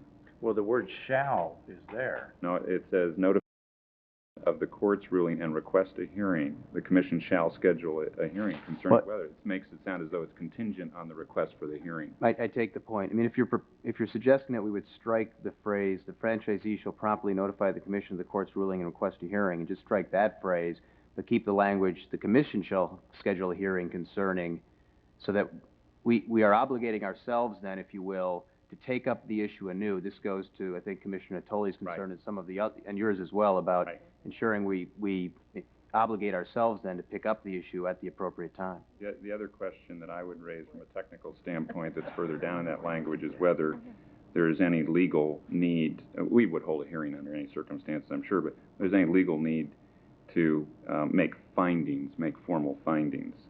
I don't know that we have such a legal requirement. And I defer to counsel. Why include that if we don't have that requirement? We can choose to do it or not.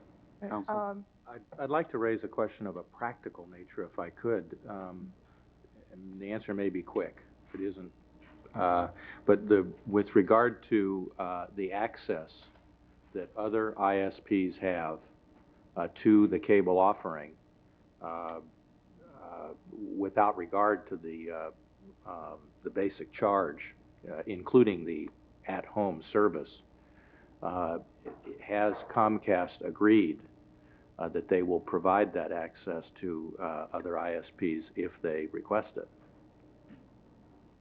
You mean once people go through, if people sign up for at home and they want to have access to a different ISP provider, can they go from through at home to the ISP provider? I don't care how they do it. I want to make sure that I understand that capability will be offered, obviously based upon the interest of other ISPs, but that capability will not be disallowed or blocked by Comcast. I mean, implicit in the testimony is that they are, because it was represented that it is merely a click of a mouse to access another provider. But I want to make sure that capability is not blocked in any fashion by Comcast. Is that a question? I believe that to be part of their plan, that once you go through at home, you can go anywhere you want, including any other ISP. Is that a question to Comcast? Yeah. Greg, Perhaps we need a clarification from Comcast on that. Yeah. Nice to get it on the record. Yeah, I think that makes sense. This gets at the choice, I think, of cost, and it gets to the point that I made of what the total cost is versus the alternative of the DSL where it is offered. Yes, the consumer would have access to any ISP based on their choice. And based upon the terms and conditions that ISP Correct. would want to offer them via that access. Right. And are there ISPs that have come forward at this point to agree, or are we too premature? Are we too early in the process to know that? We have no customers in Sacramento, so... No, but the offering is at least pro forma at this point. So is there any pro forma interest? No. I think we can take I gather the answer to that question is no, and that's okay. No, I understand the question. I am an ISP. You're asking me. No, I think. I'm just interested in whether or not Comcast is going to offer the capability. The answer to that question is yes. My other question was incidental, frankly. Thank you. Can I raise one or two questions about the motion? With respect to the new C, it would be my recommendation to add that a parenthetical at the beginning that says, without limiting its authority in any manner, the commission at the time of, and then continue on, at such time as the commission considers the transfer. Because I believe it's good to add that you're going to consider this a transfer, because that was the intent all along. But I want to make sure that if something comes up in between, that this isn't read to limit your authority to the time of transfer. So I would make that suggestion. So I would amend my motion accordingly if my second would agree. Accepted. Okay.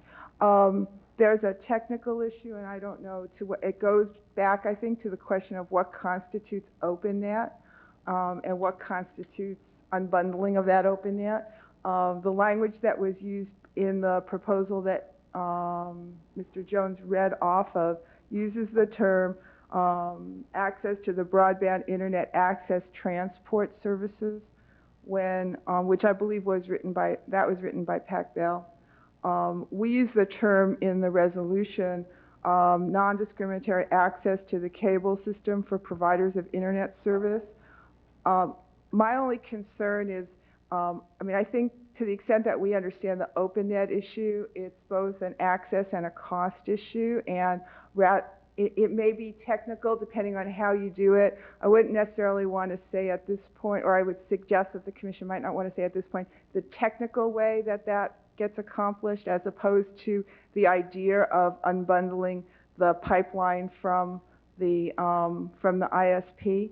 And I just want to double check that would be your intent. To the extent that this would come to fruition at some point in the future, you would not be saying it has to be done a particular way, but you're going to, if you order OpenNet, you will then determine at that point how you're going to order it, leave that to Comcast. That's my intent. Okay.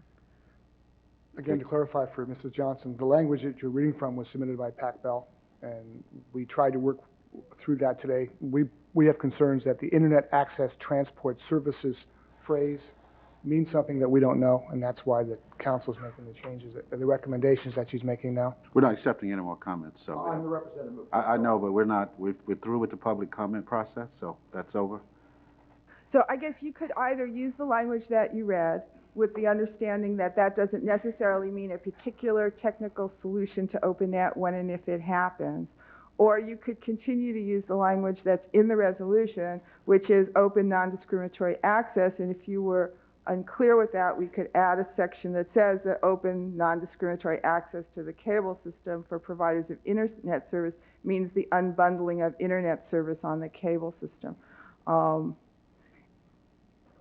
I think it's your choice. I just wanted to make sure that in using the language that was submitted by PacBell, we had not boxed ourselves into a corner that was where we raise a technological infeasibility issue that we don't intend to raise. Okay, I guess my suggestion would be, if my second and the other commissioners would agree, would be that we just track the language in the preceding paragraph and use the phrase open non-discriminatory access to the cable system, which I think obviates the problem that you've alluded to, but captures the intent that the Open Access Coalition is seeking, which is that in the event that that the franchisee agrees in some other jurisdiction to do this, we should have an opportunity here at this commission to impose it as well. Mm-hmm. Does Mr. Kurth?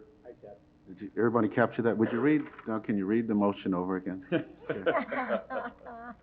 Really afraid you were going to make me do that. No. Can the council? I could try. Okay. There would be an addition of C to paragraph 4, which would say, without limiting its authority in any manner, at such time as the Commission considers the approval of any transfer, change of control, or renewal of the franchise, the Commission shall consider requiring open, non-discriminatory access to the franchisee's cable system for providers of internet service as a condition of approving the transfer, change in control, or renewal of the franchise. So that would be C. The addition to B would say, in the event that the franchisee is or shall become subject to more extensive or different non-discriminatory open access requirements, open access to the cable system for providers of internet service requirements as a result of an agreement between the franchisee and any other jurisdiction in the United States, federal, state, or local, the Commission has the authority to impose a provision or provisions at least substantially similar to the provisions agreed upon by the franchisee with such other jurisdiction. Then you would delete. Then he wanted to add one more. Yeah, I know, but then going down to the next sentence after that, it would say, the franchisee shall promptly notify the Commission of a court ruling well, this sentence would be deleted. Strike that sentence. Right. The entire next sentence would be deleted from franchisee to hearing. And then we could delete the requirement for, we would also delete, it would say the Commission shall provide franchisee with reasonable notice and opportunity to be heard. It could say on this topic or on this matter. And then you would leave out all the rest of that and then include the Commission's decision shall be final. And that goes to the issue that Commissioner Dixon raised about the need for findings and so forth and not. Right. Because depending on the circumstances that you're in, you may or may not have findings. Okay, but my motion had two other items, which are staff directions. Right. I haven't gotten to those. Sorry. But I think I'll switch that over to Rich, and he can go through those. I think he wrote them down. Well, I think you were including 2 and 3 of the staff suggestions, as I recall, Mr. Jones? That's correct. Reserve authority to regulate cable-based broadband, carefully monitor the marketplace, as well as pending litigation, and intervene as it deems necessary based on evidence of abuse. It's item 1 and 2 on page 10 of item 2 of the staff report. 1 and 2 or 2 and 3, excuse me? It's 1. I'm sorry, what am I saying? It's 1 and 3. Oh, okay, I've got it back. Okay, 1 and 3. Okay. Is everyone clear on the motion? Yeah. Don? Yeah, Dave, it seemed to me that your motion, though, in addressing issue that I raised, said something in a regulatory process or something in reference to that, if I wasn't mistaken. You didn't read directly from 1, or did you? I wanted to, because it seemed to me that. Oh. Okay. On page 10, what I read was commence a policy development process on ensuring universal broadband access. Okay, then if I could probe that just for a moment, then that's different than the course that you mentioned, Harriet, in responding to my question earlier in the afternoon about how we might, basically this just is a policy development process that lead to the regulatory, introduction of regulatory proposals? No. What does that mean? I mean, Well, it's kind this of is a reference loose. in the staff report, staff recommendation that the commission and/or its parent jurisdictions should be looking at the broader policy issues of universal access to broadband. This is not a regulatory intervention. This would be a process of setting goals. What are the goals and the commitments for this community for universal access to broadband? Is our policy directed toward schools, libraries, or as the speaker suggested, getting connectivity and computers in individual homes? Actually, let me explain what my intent is, and that is we don't have a policy on this right now, and that's why we've had to take a lot of people's time this evening getting testimony on this, because we don't have a policy we can refer to. So my intent is that we engage in a process to develop a policy, which then could lead, should individual commissioners desire to bring them forward, regulatory changes or regulations in the context of individual matters brought before us, or more broadly speaking. Okay, and that helps to clarify. If I could ask one final question, though, of Rich, there's, as we discussed, and the concern that I still have, even with the motion before us, is there anything on the technical side of the build or the improvements to the system that would make it as practical as it is today to address the open access issue as it may be tomorrow or 6 months from now? Is there anything that they're going to do in the rolling out? Because I heard testimony here today say that it's easier early on to build that capacity, whether it's capacity or equipment, technical types of fixes into the system now than it would be at a later date when there might be additional either further investment required and so forth. And so from your vantage point, is that the case? Is there anything else from a technical standpoint we could require now with the system rollout that would make it as easy as it is today to address this issue of open access? From the standpoint of you making the policy decision, it doesn't change. From the standpoint of the company implementing your decision, it does. So I think the answer is, you've asked a whole list, the answer is yes. If you were to act now, you could force, I would probably agree with the gentleman that said that there are things happening in the structure now and the architecture of the system that would make it easier to deploy at least one of the segments of the open access definition, that is for dividing up the pipe, if that's where you were. Okay, and is that something we could require today as a part of the universal variance request? No, that would be an open access condition. What you could do, perhaps, if you wanted to, is just state that that when and if you consider the open access issue, that you're not going to consider the financial cost of retrofitting the system to comply with the condition. Okay. So that would give due notice to Comcast that to the extent that they come in and say, well, it's really expensive to do this retrofit. As I'm sitting here, you're not going to give hear that anyway. Yeah. Okay, I'd like to see that incorporated into the. Is that agreeable with the second? I appreciate the spirit in which that's offered. I just wonder to bind ourselves from never considering cost, because the way you phrased it, then that would not be a matter that any commissioner could take into account. I mean, is there some way to? I want to try to accomplish what Commissioner Natoli is seeking, which is to. The playing field. That's right, exactly. Yeah. But. Can we leave that decision open till later? Yeah. That the commission may choose to not? Mm-hmm. Right. Is there some way to phrase it so that we're not saying we're not saying we're not going to consider cost, but we give ourselves the option not to consider cost? Well, you could say may consider not that it will not, or right. Language like Ms. Fargo talked about. Yes. Would that be acceptable to Commissioner Natoli?